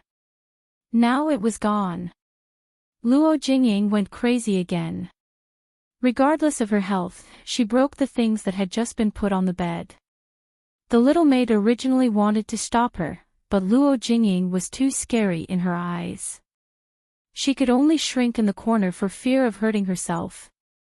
The little maid, who had not been trained, did not have the consciousness of protecting her master loyally. There were several people outside, but they were obviously experienced. Hearing the noise in the room, they just stuck their heads out to take a look. Then they continued to eat melon seeds and chat leisurely. Their words were full of disdain for Luo Jingying.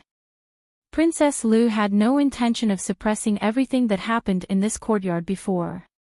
Therefore, the whole prince's mansion knew what should and should not know. This was also Princess Lu's clear attitude and position. Luo Jingying had lost her last trump card. She had no connections in the backyard of Prince Rui's mansion, no help, no help. She could only be trampled on. Many people were ready to have fun and watch a joke. Luo Jingying was in a bad physical condition now. Before she finished smashing, she felt dizzy and fell to the ground. There was little blood under her body again. The little maid who shrank in the corner came out cautiously, concubining. The little maid was just about to help her up when the people outside came in. A woman who looked a little mean hit the little maid with a broom. Hurry up and clean up the room. But what? Hurry up and clean up. She hit the little maid twice again. The little maid was scared. She did not care about Luo Jingying anymore. These people were so fierce. The adult woman squatted down and looked at Luo Jingying with a smile, concubining, you'd better take it easy if you want to smash things. The princess has said that if you smash things, there will be no more. You will have to wait until next month to get the quota. Today is only the 6th day of the new year. Luo Jingying might be a little stupid sometimes, but she was definitely smart now. She was very clear about her current situation. All the people who used to serve her were gone. They were either dead or sent to other places. She was completely alone. No, maybe she was alone from the beginning. There was no place for her in this prince's mansion.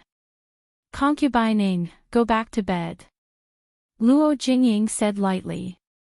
Oh, concubining, are you still putting on airs? The woman was very disdainful. She even patted her face humiliatingly. Luo Jingying was not hysterical now. She was indifferent as if there was nothing. I'm the aunt of the Minister of Personnel. The woman seemed to have heard the funniest joke in the world. Who in the prince's mansion doesn't know that you have a bad relationship with the Luo family? So what? My surname is Luo.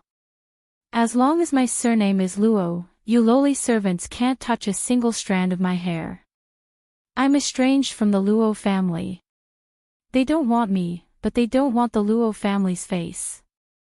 You humiliate me, so to a certain extent, you humiliate the Luo family. Anyway, I have nothing now. Those who are barefooted are not afraid of those who wear shoes. I'll just hang myself. I want to see how the prince will explain it to the Luo family. Even if I die, there will be a group of people coming down to accompany me. Luo Jingying laughed sinisterly. It had to be said that Luo Jingying really stunned them. Yes, she had nothing, but her surname was a great weapon. The Luo family was now at the peak of their power. If one day they suddenly remembered that there was such an aunt, they would definitely be pushed out to apologize to the Luo family. Help me to the bed. Don't make me say the same thing a third time. The woman suppressed her anger and helped Luo Jingying up. She rudely put her on the bed. Give me the medicine. Luo Jingying was still arrogant and bossy, without the slightest trace of politeness. She had already come to this point. She couldn't be treated well just because she showed weakness. Since that was the case, why should she feel wronged? She could live freely for one day. Then, the other concubines who came to see her make a fool of herself saw such a scene after entering the door. She should have been a person with a lot of negative emotions, but she looked quite leisurely. The new servant was ordered around by her with a sullen face. It was not what they expected.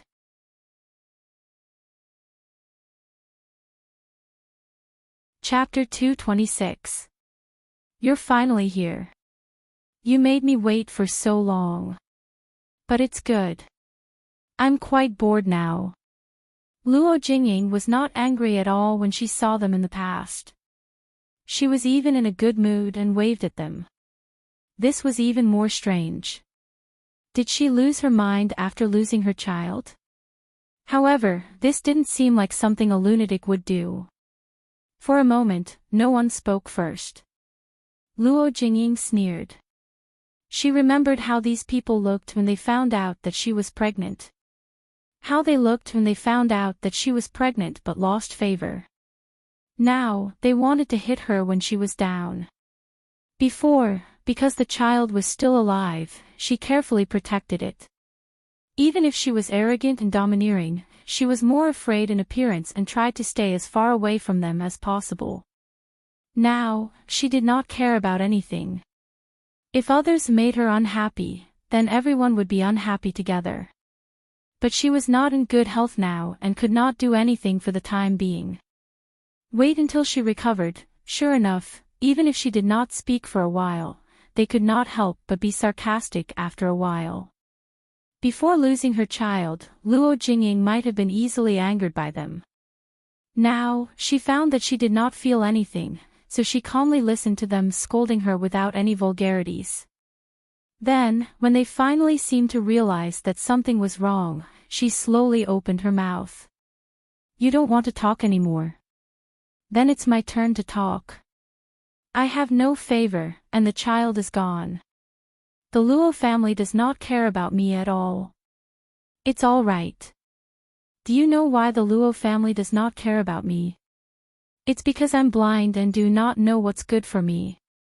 Wang Yi wants to win over my grandfather, but unfortunately, my grandfather has no intention of working for him. Wang Yi has his eyes on me, but he does not understand the situation. I have no place in my grandfather's heart. He should be more interested in Luo Jingwan. Luo Jingwan may be annoying, but she's a good judge of character. Our prince probably hasn't even come within 10 feet of my third sister. As she spoke, she burst into laughter. His Highness has tried every means to get close to the Luo family, and I'm the thread that's equivalent to nothing.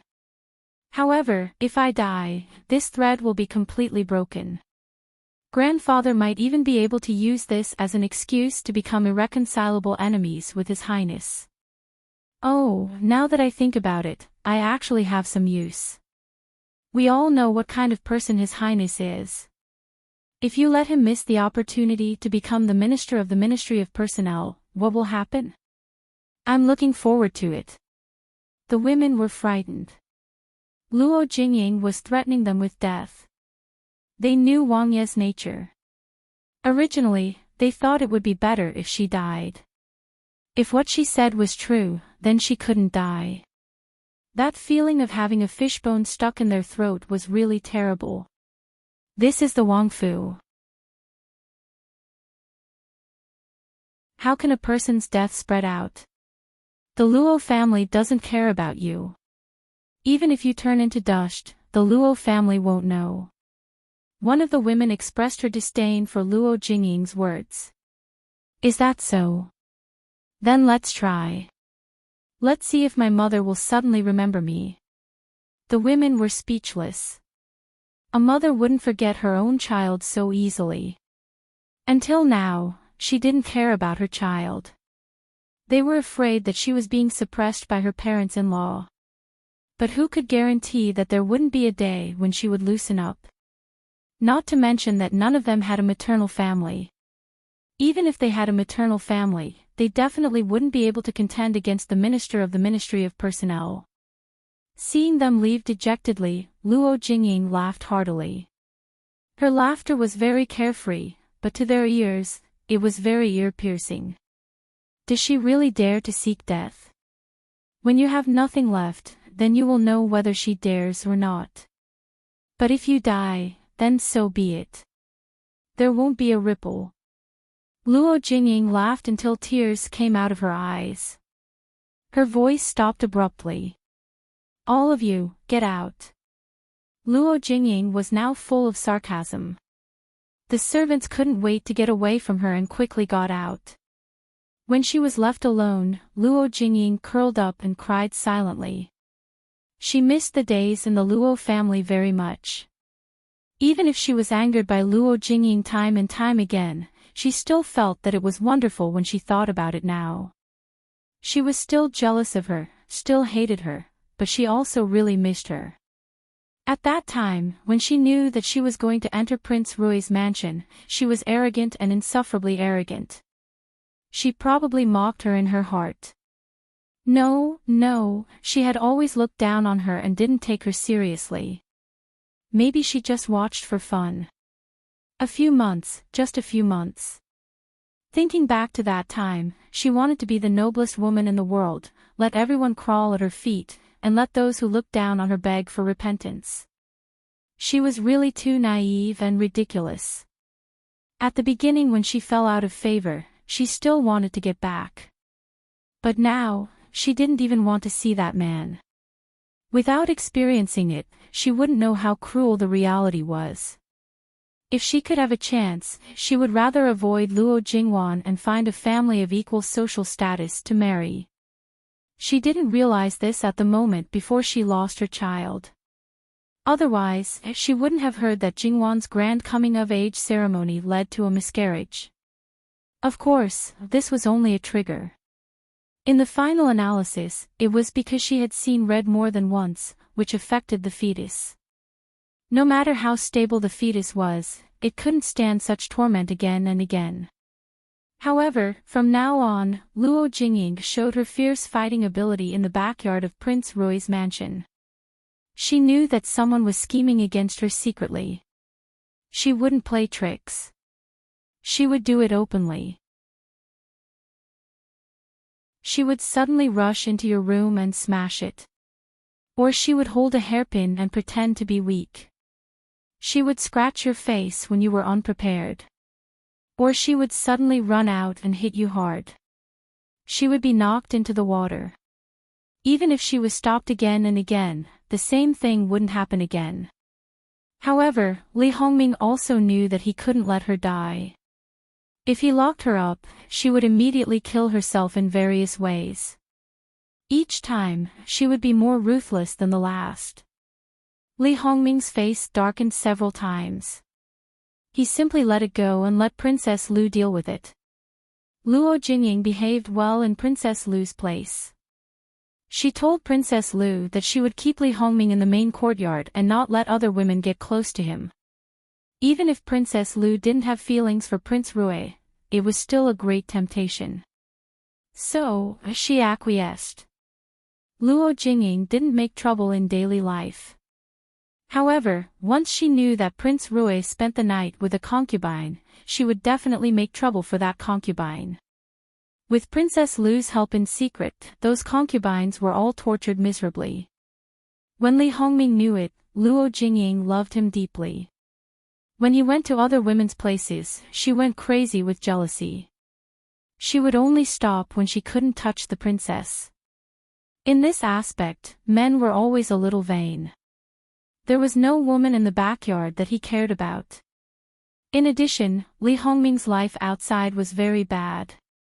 He made mistakes everywhere. He had been scolded by Lu Qingdi more than once. He was in a terrible fix. So, he just let it be. He really didn't enter the concubine's room for several months. As for Luo Jingying, because of her miscarriage, no one had taken good care of her and left her with a chronic illness. If she was calm, it might have affected her fertility. However, she did not stop for a moment. Her body deteriorated day by day, but she did not care. Of course, these were all the stories in the future. A few days after Jingwan's adulthood ceremony, it was Double Ninth Festival. The custom of climbing the mountain was indispensable. Li Hongyuan went to the Luo family's house to pick her up on that day unscrupulously. A few days ago, Madame Luo had been angered by him once. So, she let her go impatiently. Jingwan was taken to an uninhabited place by him and bullied again. Then, in a good mood, he took Jingwan to join the rest of the climbing team. They had a good time. The next day, Jingwan received 2 pieces of news before and after she went.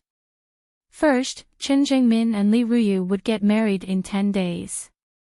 Second, Sun Yilan was sent out. No matter which news it was, it came suddenly. Although Chen Zhengmin and Li Ruyu's marriage would happen sooner or later, there had been no news before. The 3 letters and 6 rights. They didn't hear about the first step. They were going to get married directly. After 10 days, there was no news of the betrothal gifts. Wasn't that surprising? There was also Sun Yilin. He was doing well in the internal court.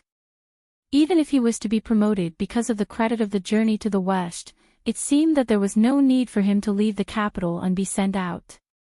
Moreover, Ding General Manor was now in a period of internal strife. Many people had turned to him. If he just patted his butt and left, how could those people endure it?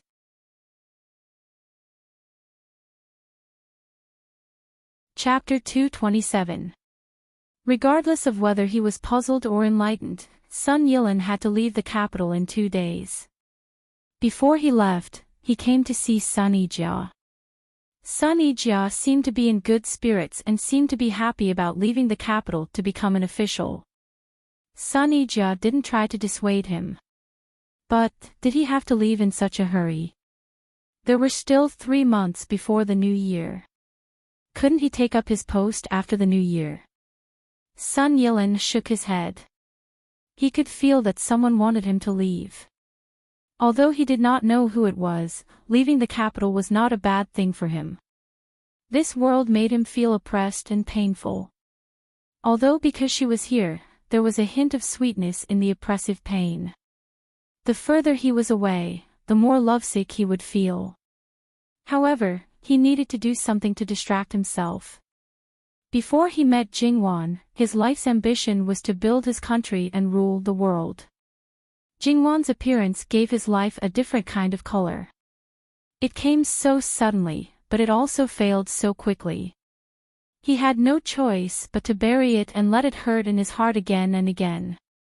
He didn't know if someone else would dig it out in the future.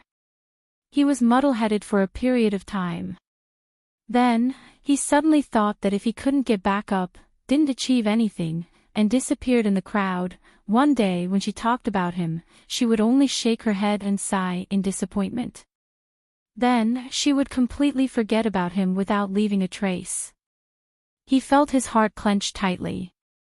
He didn't want to be forgotten by her. Even if he couldn't be by her side, he wanted to let her know about him from time to time. He wanted to be good enough to stand in a high position. Sun Yilin wasn't a person who buried everything for love. But now, there was another reason for him to be more motivated. Sun Yilin didn't mention Jingwan, but Sun Yijia saw the unconcealable affection in his eyes. It made her heart soften. She wanted to ask Jingwan to come out and see him, but in the end, she restrained herself. She also didn't like men to be fickle. However, if it was her brother who was trapped by his infatuation and couldn't walk out, she would rather he be more affectionate because he couldn't get what he wanted. Tell me, all the men in Duke Dinghua's residence, from grandfather, father, and other brothers, were playboys. How could there be such an odd one? Sun Yijia accidentally muttered these words. Sun Yilin found it funny. If he was really a playboy, little sister, you probably wouldn't be close to fifth brother. Okay, I'm going back. Don't think about sending me off when I leave. I'll write you a letter after I settle down there. Sun Yijia sent Sun Yilin with tears in her eyes. The next day, Sun Yilin's residence, he would return to the capital for at least 3 years. The moment Jingwan heard the news, she didn't know what to feel. It was hard to describe. Then, it was Chen Jingmin's wedding. The Luo family was very respectful and basically all of them went. However, no one went to Axian Fang. Moreover, he was helping Luo Jingbo get married. This time, he didn't ask the Luo brothers to help. To be precise, except for the necessary people, he was the only one in the wedding procession. The wedding procession looked very shabby. Their branch might not be rich, but it wasn't to this extent. They were clearly showing their displeasure. Jingwan was silent. She didn't know what to say, or perhaps she shouldn't say anything. Wedding banquet, wedding banquet. Because it was truly a happy occasion, the atmosphere would be lively. Most of the people who came to the Qin family knew what was going on, especially the Qin family members themselves.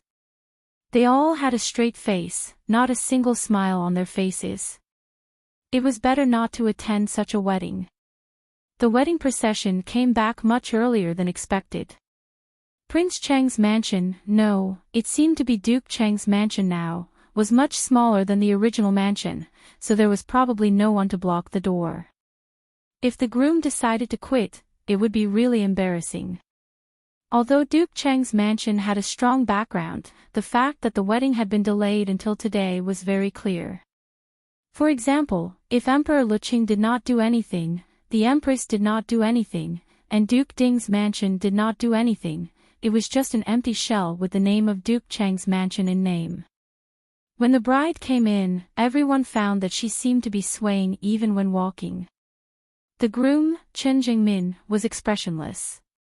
He held the end of the red silk and walked in front, completely ignoring the bride. Jingwan looked at Li Ruyu, who was covered with a veil, and frowned. She was so thin that her waist could be controlled with 2 hands. There was no news about her in the past few months. She guessed that she was living a bad life. She thought about the first time she saw her. She was also dressed in red, rude and arrogant, and her whip was fierce. Now, forget it. Jingwan felt that she had no right to interfere in other people's business.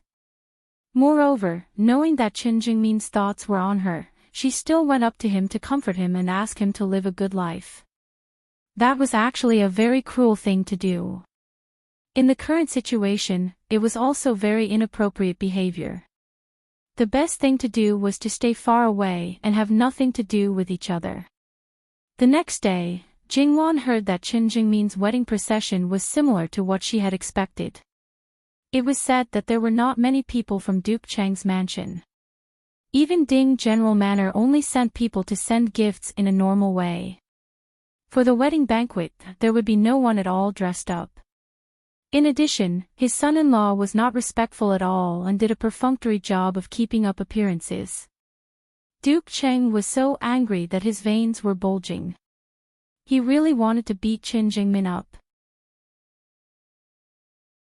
Unfortunately, Chen Jingmin was very straightforward and even wanted Duke Cheng to beat him up. He turned around and left. There was no need to pick him up. His wife was in tears and finally managed to persuade him to stay. When Chen Jingmin's temper became stubborn, it was also very troublesome.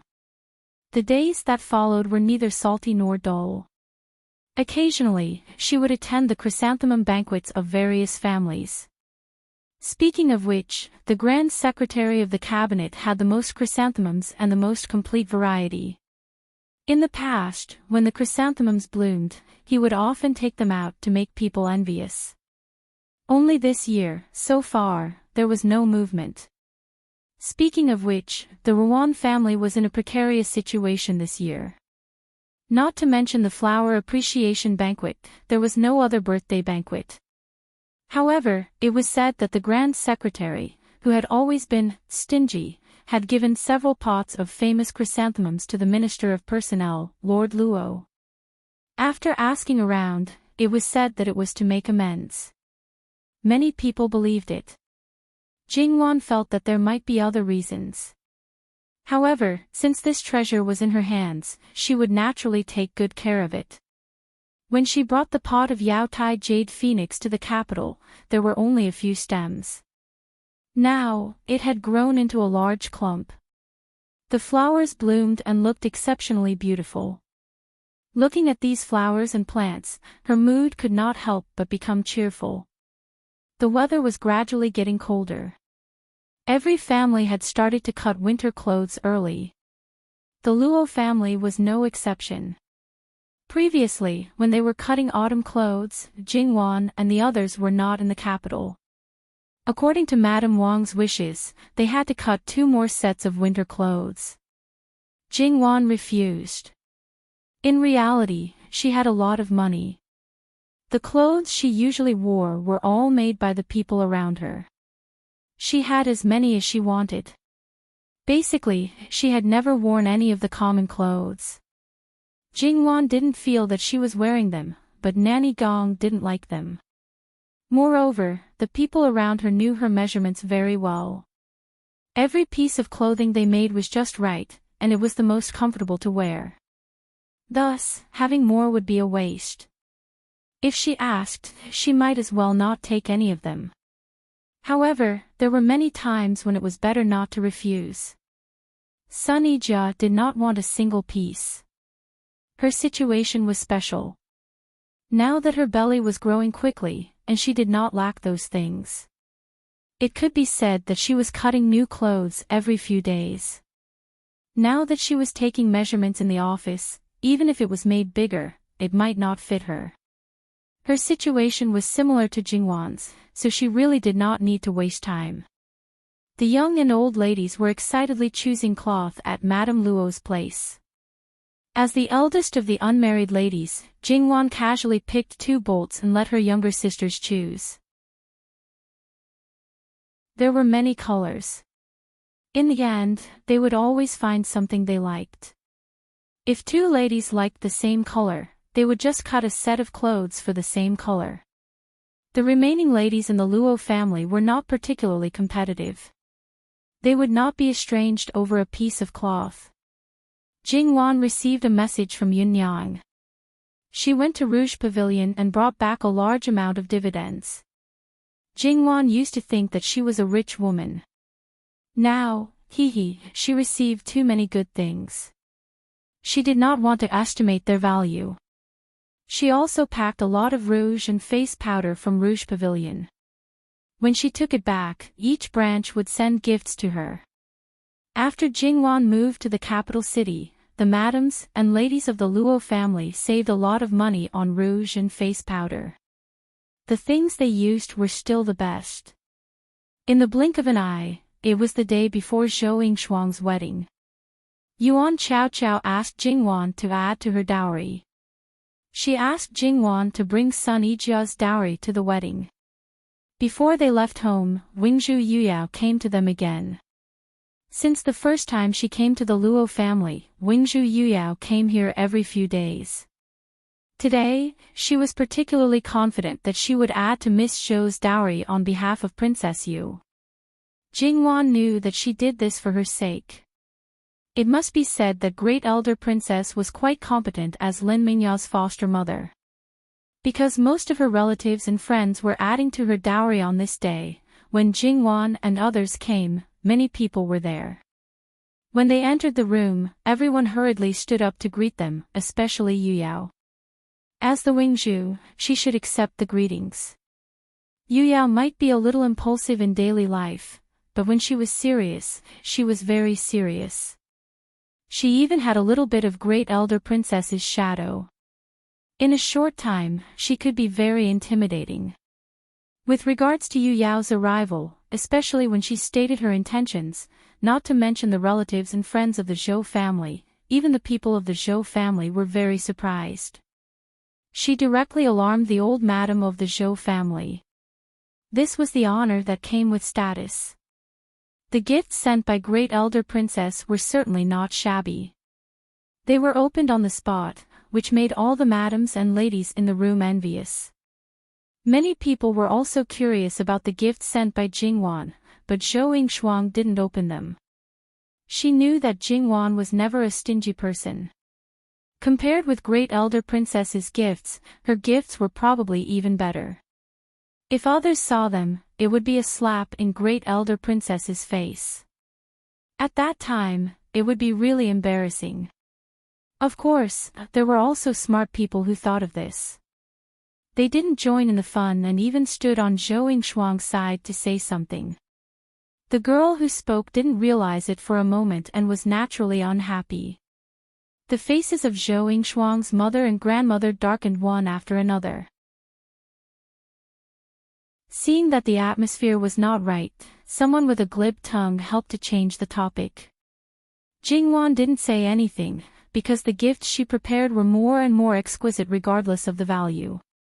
Because there were quite a lot of people coming and going, Jingwan and others didn't stay long and said that they would come tomorrow morning. When almost all the people left, Mrs. Zhou walked into her daughter's room. Seeing Zhou Yingshuang touching a set of hair accessories, Mrs. Zhou's eyes flashed with surprise. Even the gifts she prepared for her daughter were not as good as this one. She walked forward and asked, "Is this a gift from Miss Luo?" Zhou Yingshuang looked up at her mother and nodded. Mrs. Zhou stroked her head and said, "Keep it well. Mother doesn't need to worry that you will suffer in the future. With such a handkerchief to support you, you are stronger than our Zhou family. This is also my son's fortune." Zhou Yingshuang nodded. She felt the same way. When she first became friends with Jingwan, it was only because their personalities were more compatible. Coupled with her relationship with Yuan Xiaoqiao, they got closer and closer. Who knew how many people envied her today? Zhou Yingshuang's heart was filled with sweetness. Jingwan came over early in the morning as she said. However, Mrs. Quan Fu was already wringing noodles for Zhou Yingshuang. She wrung out all the hair on her face. TSK, it was painful just looking at it. Jingwan touched her face. There was almost no hair on her face. When the time came, she shouldn't have to suffer. It was best to let Mrs. Quan Fu do the honors. She wrung the noodles and carefully combed her hair. When it was time to put on makeup, Zhou Yingshuang begged Jingwan to help her. Although it was against the rules, Mrs. Quan Fu didn't mind. Jingwan also readily agreed. She carefully put on makeup for her, covering up some small flaws. She also put on a light layer of blush according to her face shape. Her face was still the same face, but it looked more beautiful. Many people were amazed. No wonder the bride wanted Luo Sanmis to help her with her makeup. If they were in her shoes, they would definitely do the same. When the groom lifts the veil, I don't know how happy he will be. Zhou Yingshuang blushed, adding a touch of color to her face. By the time everything was done, most of the people had left. Only Jingwan and a few others stayed behind to chat with her. Not to mention other things, just by listening to the movements outside, it was clear that this wedding was far from the one a few days ago. The groom is here.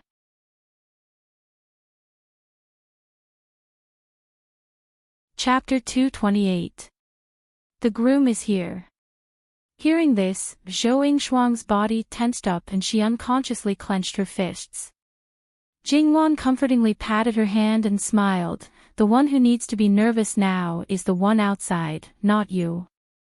Zhou Yingshuang glared at her. When you get married, I think Jin Qinwang won't be nervous. After all, there's no door that he can't open. You should think carefully about who will guard the door for you. That door will open as soon as he barges in, aren't you embarrassed? What's there for me to be embarrassed about? I'm not the one guarding the door. Didn't they say that a married girl is like spilled water? The one who is being talked about is definitely not me. Jingwan smilingly said. Your skin is this thick, does your family know? Ah, such a question with a sense of past life. It's a pity that this girl didn't wear it. They know. My third sister-in-law often says that. Jingwan nodded seriously. You really don't have any shame. Zhou Yingshuang pointed at her, her finger trembling. She was angry. What is that? Can it be eaten? Jingwan said and suddenly opened her mouth, pretending to bite her finger. Zhou Yingshuang hurriedly retracted her hand and looked at Jingwan speechlessly. She was clearly dignified and elegant in front of others, but in private, she was like a rogue. Yuan Xiaoqiao laughed at the side. Wan, don't tease Yingshuang. In any case, she is a bride today. Zhou Yingshuang glared at Yuan Xiaoqiao again. You guys can bully me all you want.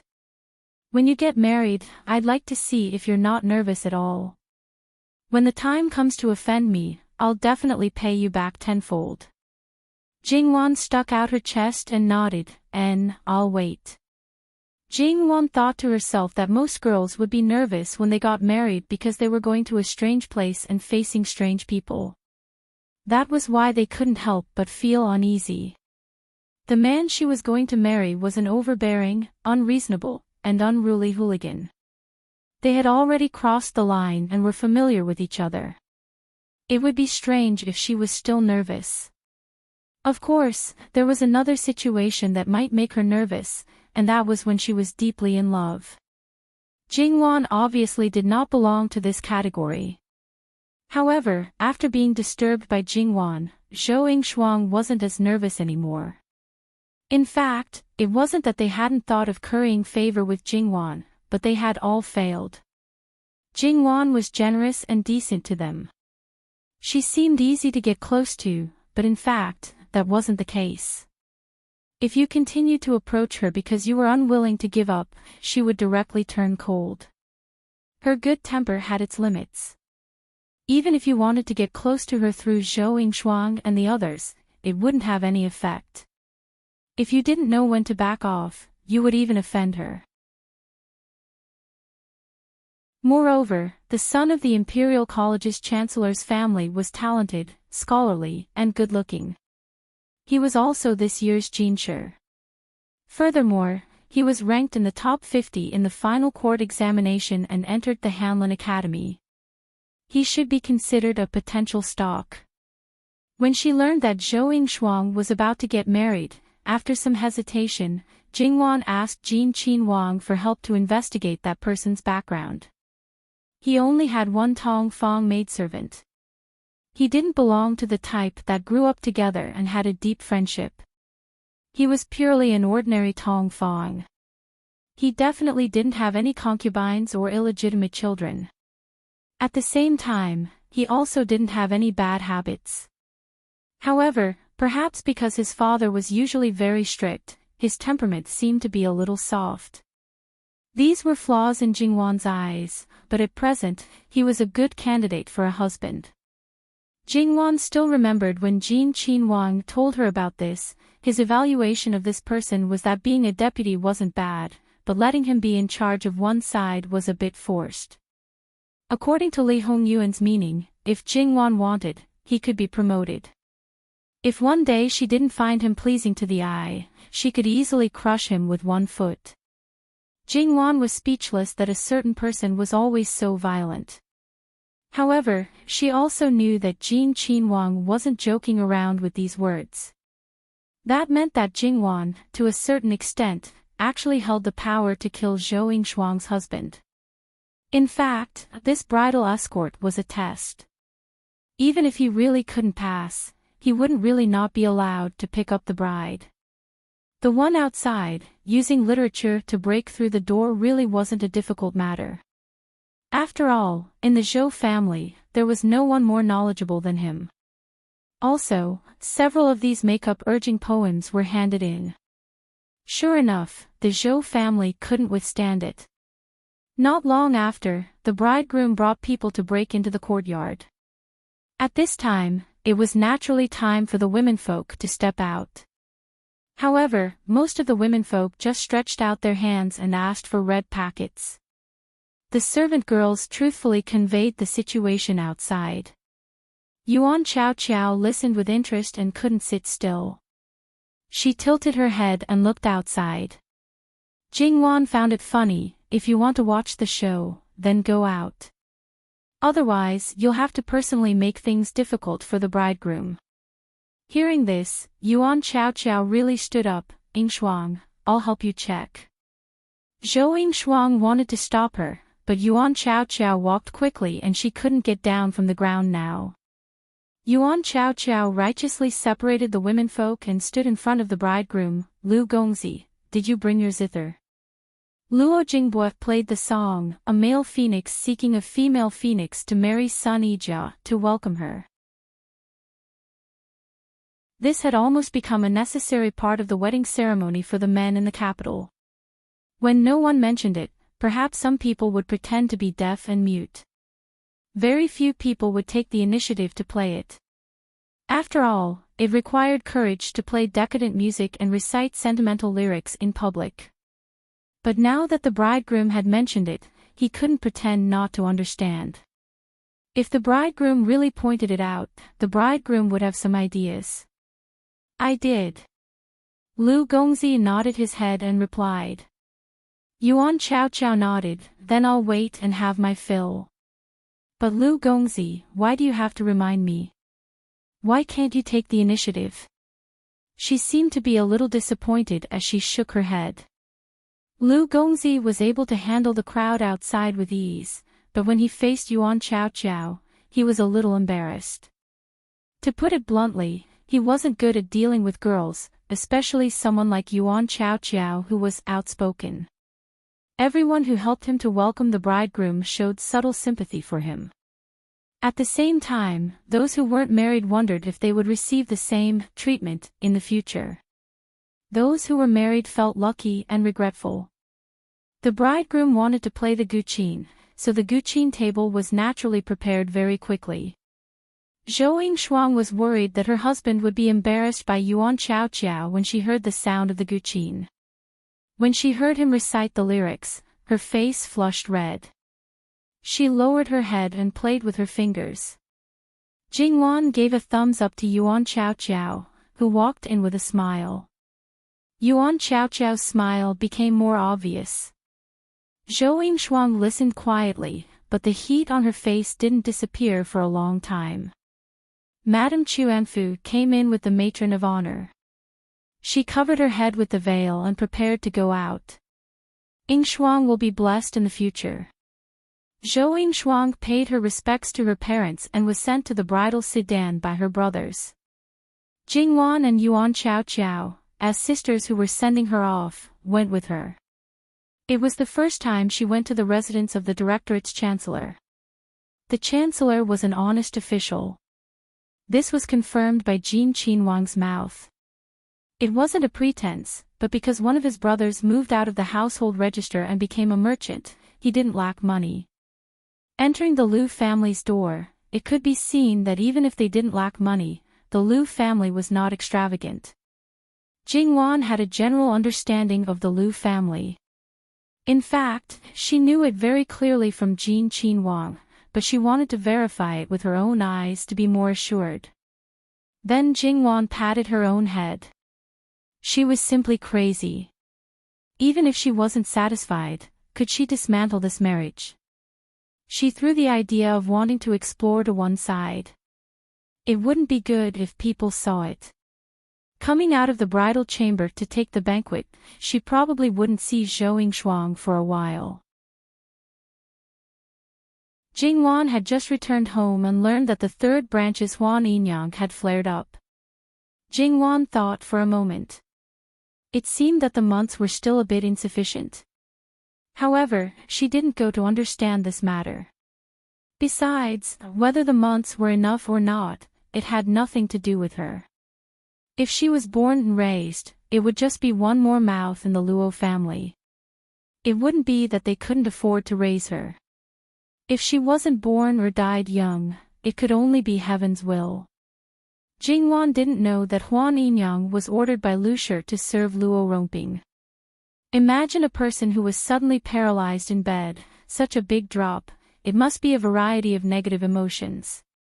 Such a person needed to be served like this when eating, drinking, and going to the toilet. Especially on a hot day, she had to wipe her body several times a day. How could a pregnant woman bear this kind of tiredness? Moreover, once Luo Romping went crazy, she might be hurt. In order to keep the child, Huan Yinyang could be said to be exhausting herself. She always coaxed Luo Romping tenderly and sweetly. When other people were pregnant, they would more or less gain weight. She not only didn't gain weight, she was also terribly thin. Even if she had a belly, it was estimated that she didn't have her original weight. If Jingwan were to see her now, she would definitely be shocked. And it was a miracle that her child could stay in her belly until now. Huan Yinyang had a difficult birth. She was thin because she was physically and mentally exhausted, but she was not treated harshly in terms of food. In fact, Lu Shi also specially asked people to prepare a lot of supplements for her. It could be seen that she was really sinister. Huan Yinyang also knew clearly, but she couldn't refuse. She also knew that it was impossible to resolve the matter between her and Lucia. Huan Yinyang stayed up for a day and a night, but she couldn't give birth to the child. In the end, 2 lives were lost. No matter how tough Huan Yinyang was, or how scheming she was defeated by Lucia. The only difference between her and Lucia was their status. Her honor and disgrace depended on Luo Rongping, but Lucia was not. In the backyard of a noble house, the death of a lowly concubine couldn't make a splash at all. Perhaps she knew too much. After hearing this, Jingwan just said, "Why bother?" The weather was already cold. There was nothing to do this winter, so they could basically prepare for the winter. At this time, Jingwan was once again bullied by a local tyrant. Jin Qinwang sent a lot of leather, and they were all very expensive leather. If it was in the previous life, it would definitely be sold at a sky-high price. After all, it couldn't be found in the market at all. White fox leather, fire fox leather, and even black fox leather, not to mention other mink leather, silver mouse leather, and so on. Jingwan finally found tiger leather, leopard leather, and said that it was for Jingwan to use as a mattress. Each kind of leather was smooth and soft, the color was pure, and the color was single. Basically, there was no trace of other colors. It felt quite good to the touch. Jingwan thought, fortunately, there was no animal protection law now, otherwise Jin Qinwang would.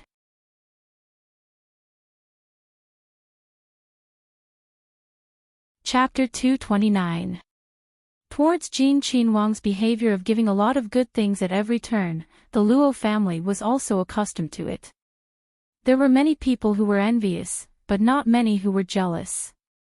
Jingwan would always divide a part of the things, and this time was the same. In fact, Li Hongyuan had already made preparations. He had reserved the part for the Luo family in advance, and the best ones were for Jingwan. On one hand, he knew that Jingwan would not monopolize it, and on the other hand, he did not want Jingwan to draw too much hatred in the Luo family. After all, Jingwan was different from him. She cared about her family, and if there were good things, she would share it with them. The things reserved for the Luo family, in Li Hongyuan's eyes, were only defective goods. Even so, the majority of the Luo family loved them so much that they could not part with them. These were good things that they could not ask for in the past. Thinking about the things in Jingwan's hands. Forget it, people should be content with what they have. Being too greedy would not have a good end. Jingwan originally wanted to give old Madame Luo's black fox fur to use. After all, the black fox fur that Li Hongyuan got was limited, and the fox fur was originally thick, so it was not suitable to make a whole set of clothes. However, old Madame Luo refused. The things that Jin Qinwang prepared for his fiancée, how could an old woman like her take them all? The things that were given to her were already very good. Moreover, the best things, she naturally wanted to use them on Jingwan. After getting these things, the one who was the most impolite was probably Gong Mama. She finished dividing these hides into cloaks, overcoats, everything that one could think of, not to mention using them as accessories on clothes. Jingwan wanted to say, "Mama, use up all the things that don't need lungs at once." She was still growing, and after 1 or 2 years, it would be too short. These things would not be the same as ordinary clothes, no longer fitting, or after this season, she would not want them anymore. That was simply a waste of God's gifts, and she would be struck by lightning, okay? Young lady, don't worry. How could Jin Qinwang be short of something like this?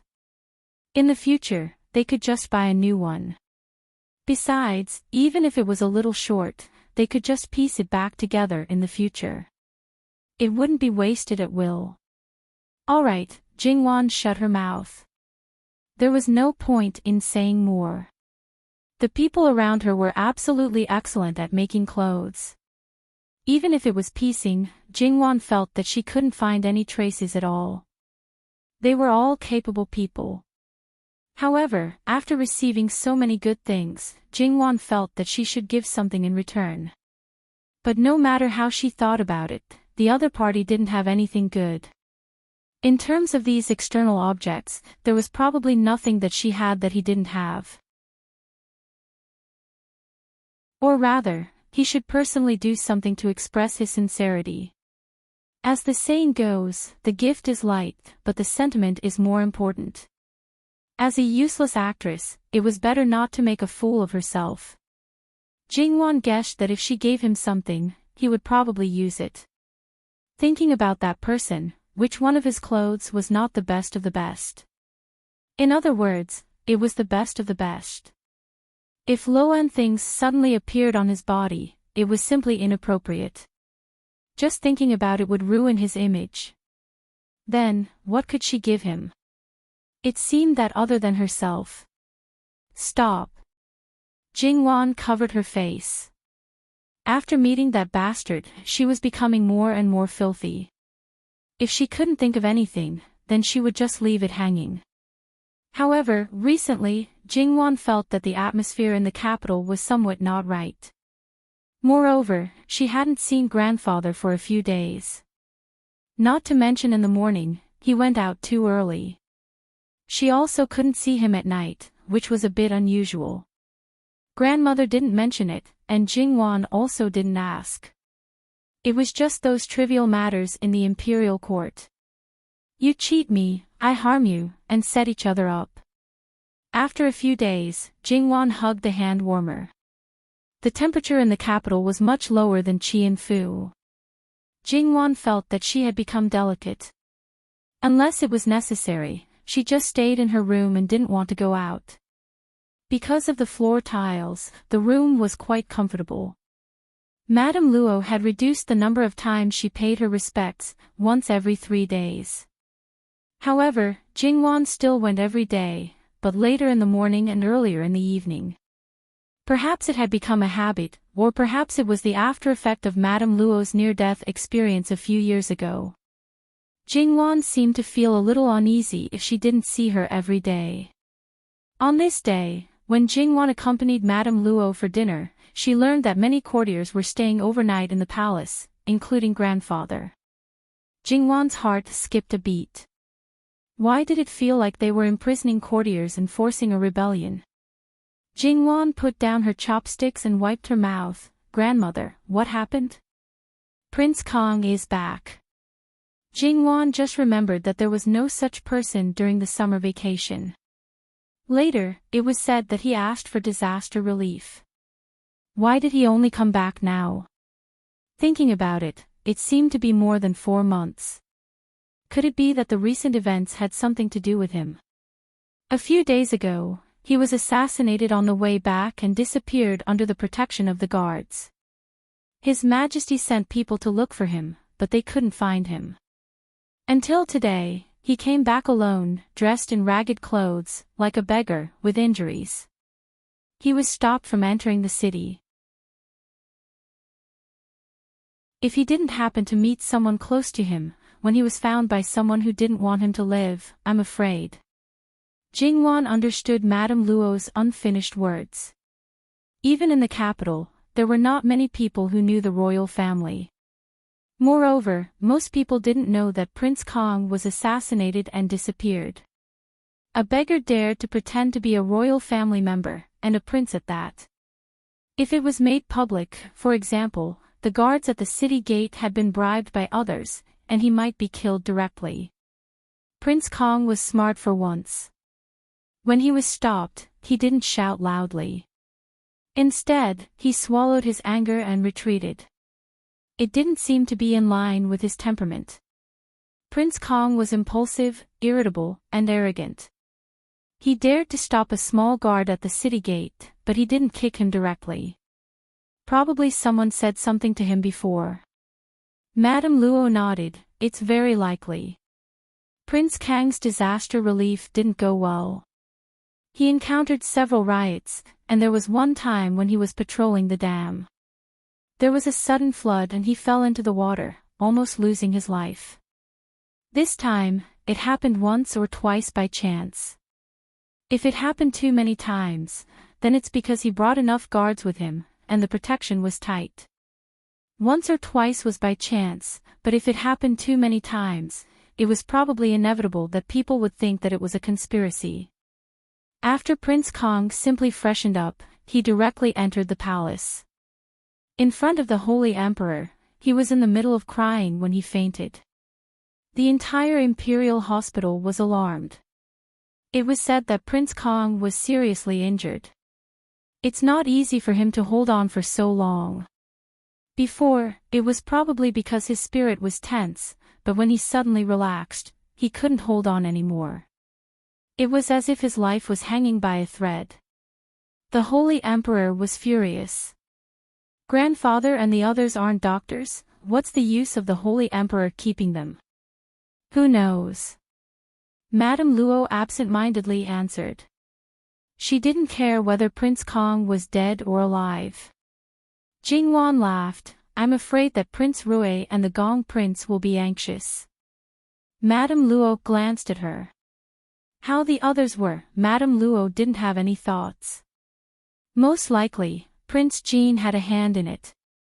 He was cold-blooded and ruthless to everyone.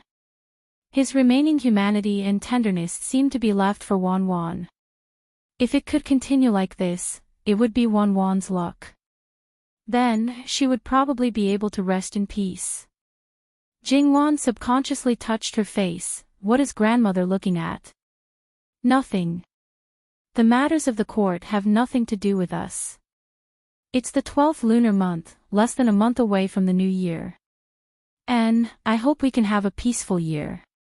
It doesn't matter. Even if something bad happened to Prince Kong, it's just like that.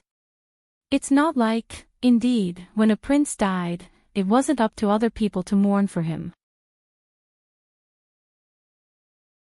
But Wan Wan, it's your first time spending winter in the north. Be careful, don't catch a cold. This was what Madame Luo was most worried about. My health has always been very good. Grandmother doesn't need to worry about me. But grandmother, you haven't been in the capital for many years. You must be careful. Since the beginning of winter, she had been watching her grandmother almost every day, fearing that she would fall ill. The two of them regarded each other as very important. When Jingwan returned, her feet paused. She took a small detour and went to Falling Plum House. Third young lady has come. The gatekeeper of Falling Plum House hurriedly took out a hanging lamp to lead the way. Knowing that Jingwan had come, Luo Rongyan and Zhangshi hurriedly got up and came out. They couldn't be blamed. After their relationship with Jingwan worsened, they wanted to make up for it but didn't know where to start. Other than paying respects, Jingwan didn't take the initiative to step into Falling Plum House. Clearly, Falling Plum House and Begonia House were only separated by a wall and a small door was opened. Father, mother, Jingwan bent her knees. It's cold outside. Why did you come out? Zhangshi's eyes reddened and she was about to cry. But when she remembered that her daughter disliked this, she hurriedly wiped the corners of her eyes with a handkerchief. You also know that it's cold. Quickly go inside. No, it's not good to be cold and hot. I just want to cut a few plum blossoms to make a vase. Although disappointed, Luo Rongyan immediately said, Father will cut it for you. Jingwan didn't refuse and smiled, Thank you, Father. Luo Rongyan waved his hand, I'm your father. You don't have to be so polite. The maidservant was even more clever. She immediately fetched a pair of scissors. No one would say that it was dark now to cut flowers. Probably no one knew better than Luo Rongyan which part of Falling Plum House's plum blossoms were the best. Luo Rongyan was very protective of the plum blossoms in this courtyard. Usually, even he was reluctant to cut them down to make a vase.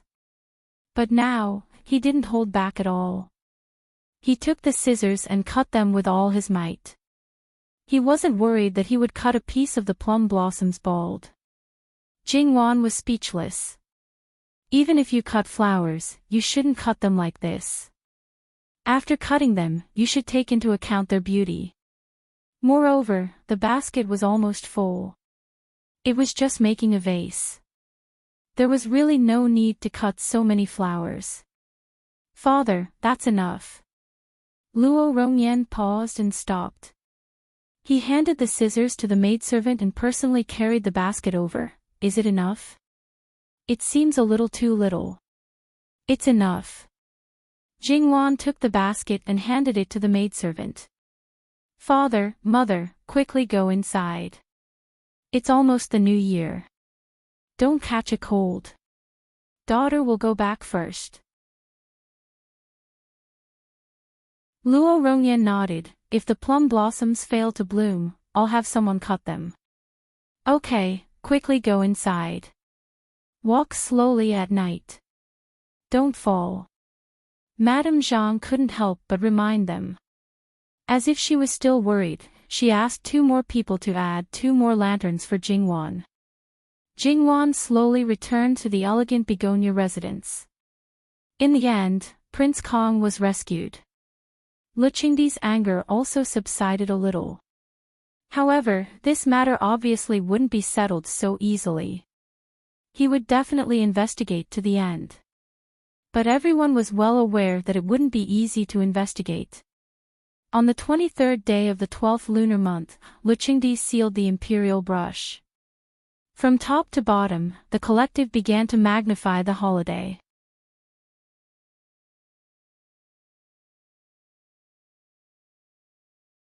Chapter 230. On the 23rd, His Majesty sealed the pen. At the same time, it also meant that the new year officially began. The most important thing on this day was naturally the sacrifice to the stove. However, this had nothing to do with Jingwan. Wasn't that the so-called women don't sacrifice to the stove? Although Jingwan had never sacrificed to the stove before, she had seen it before. It was similar to most sacrifices, so she didn't join in the fun. Jingwan was a little scared when she saw Sun Yijia's big belly. Now, Jingwan didn't dare to get close to her, as if she was afraid that something would happen if she wasn't careful. This was already the 9th month. It wasn't long before the little guy was born. All the preparations to welcome the little guy had been completed a month ago. Sun Yijia's condition was quite good. She didn't have the so-called prenatal depression. Every time she saw Jingwan's cautious look, she felt very happy. You're already like this when you're in my belly. What will you do when you're pregnant in the future? Jingwan paused. That's right. Although she already had the resolve to get married and have children, that resolve only existed in her heart. Sun Yijia, her sister-in-law, was the closest pregnant woman she had the most contact with. Other than her, she would at most glance at her from afar. But Sun Yijia, from the moment she found out that she was pregnant until now, she had seen her almost every day. She had seen the whole process with her eyes. That feeling was completely different. Speaking of which, she was going to get married next year. If she hit the jackpot on the first try like Sun Yijia, wouldn't that mean, thinking of that scene, Jingwan was a little depressed. She would only be 15 years old when the new year started. 15 years old, her small body hadn't grown. Was it really okay to have children? Not to mention waiting until she was 18 years old, at least until she was 16 years old.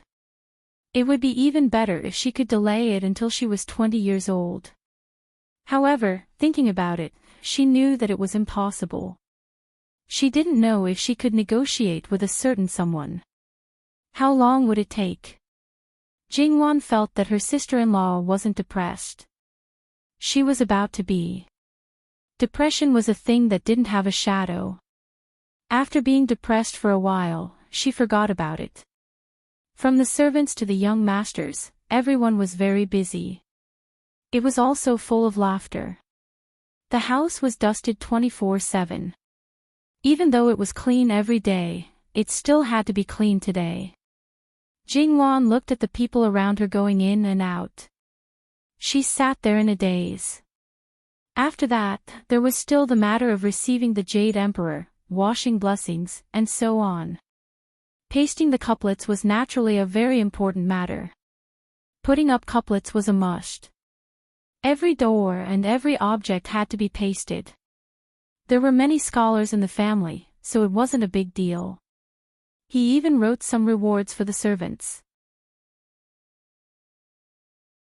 Therefore, Emperor Luqingdi would naturally bestow the word fu, which was also a great sign of being favored. Therefore, anyone who had the chance would ask for a few. Of course, it was impossible for the officials, only the princes, concubines, and relatives.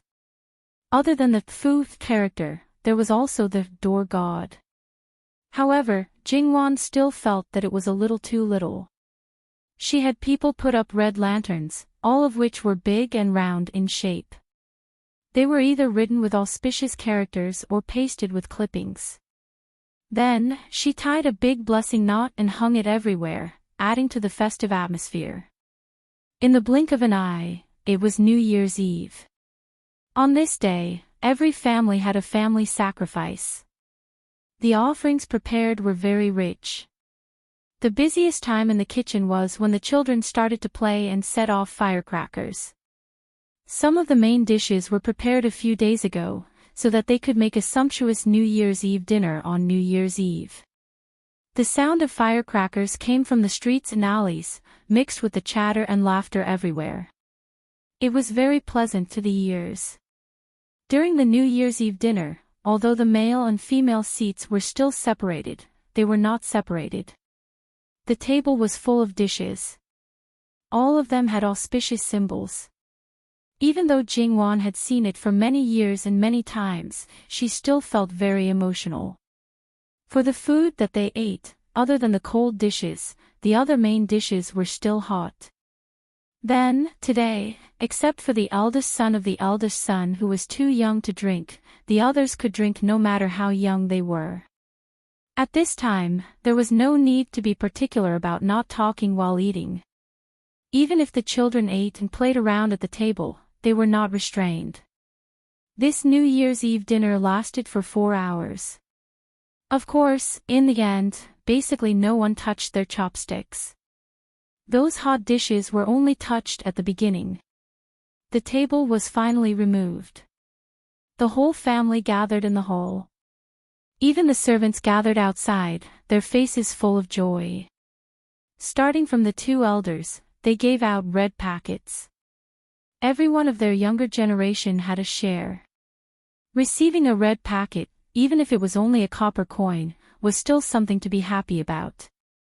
Kneeling, saying auspicious words, asking for red packets, round after round, the younger the generation, the more red packets they received.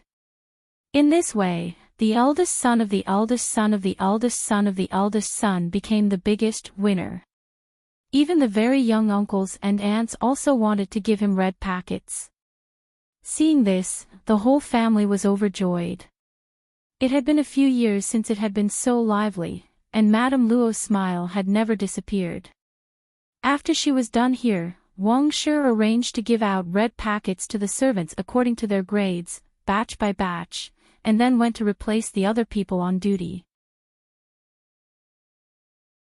In previous years, the red packets were 2 months' worth of salary, but this year, it was 4 months' worth. Wang Shi also directly told them that this was old Madame Luo's first year in the capital, so the extra 2 months' worth of salary were awarded by old Madame Luo. These people had served people all their lives for this.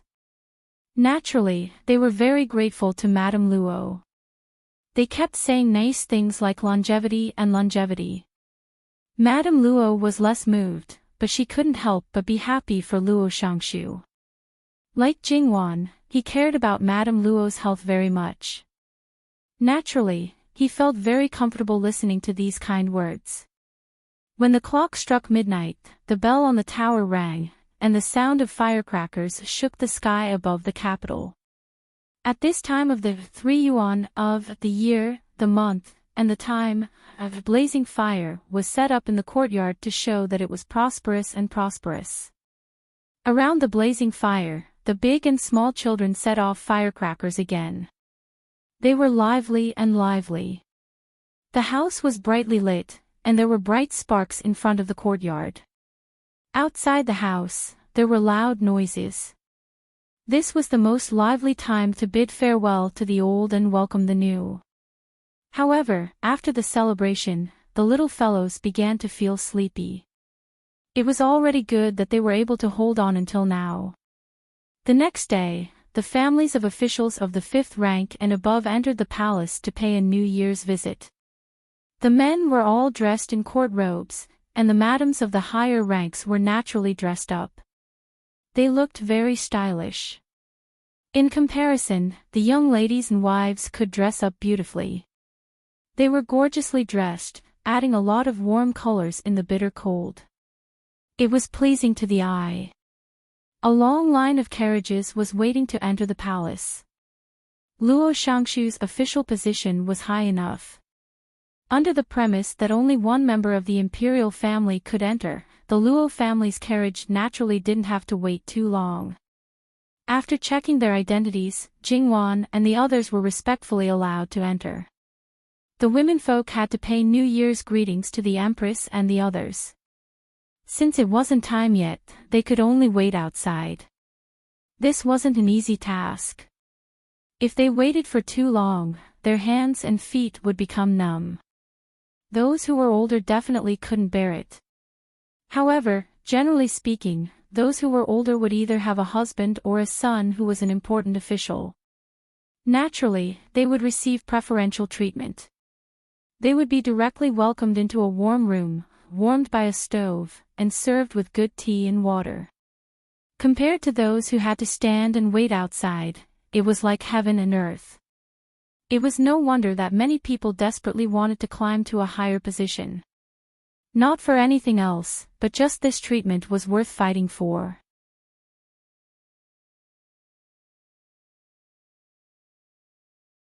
Even if there weren't any ladies who were particularly close to her in the warm room, Jingwan basically knew them. As long as they didn't try to dig a hole in 2 out of 3 sentences, Jingwan was still willing to chat with them. Most of the princesses had to flatter Jingwan, not to mention those Junju whose fathers didn't have any real power. The ladies of the other important officials' families generally didn't have any conflicts with Jingwan. In addition, today was the first day of the new year, so there wouldn't be any blind people looking for trouble. A woman in palace attire walked to Jingwan's side. "Luo, third young lady, Gue Fei Nyang invites you."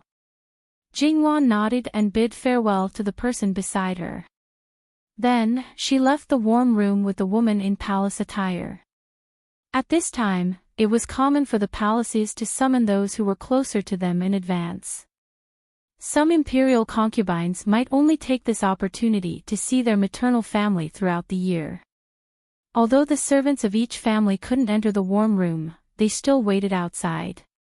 This time, it was still Mama Gong who followed Jingwan into the palace.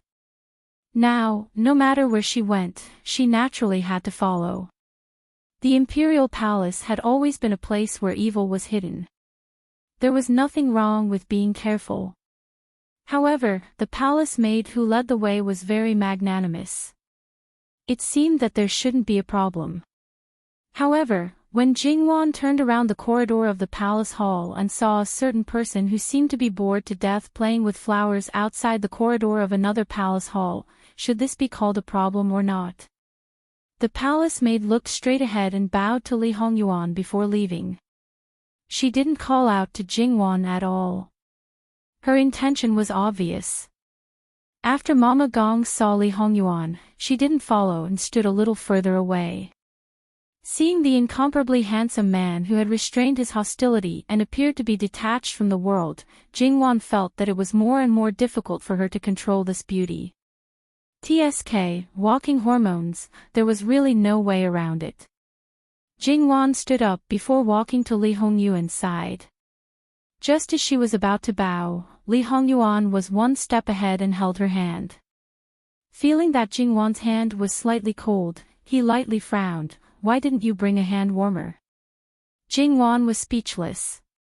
Dear Jean Qin Wang, this was the imperial palace, not her home. She wasn't a member of the imperial family. Holding a hand warmer, was it to show off your uniqueness and draw hatred? It's enough for you to draw hatred, don't drag others down. Li Hongyuan took off his cloak and draped it over Jingwan's body. Jingwan could clearly feel the warmth coming from the cloak. Glancing at it, there was an obvious layer of velvet inside.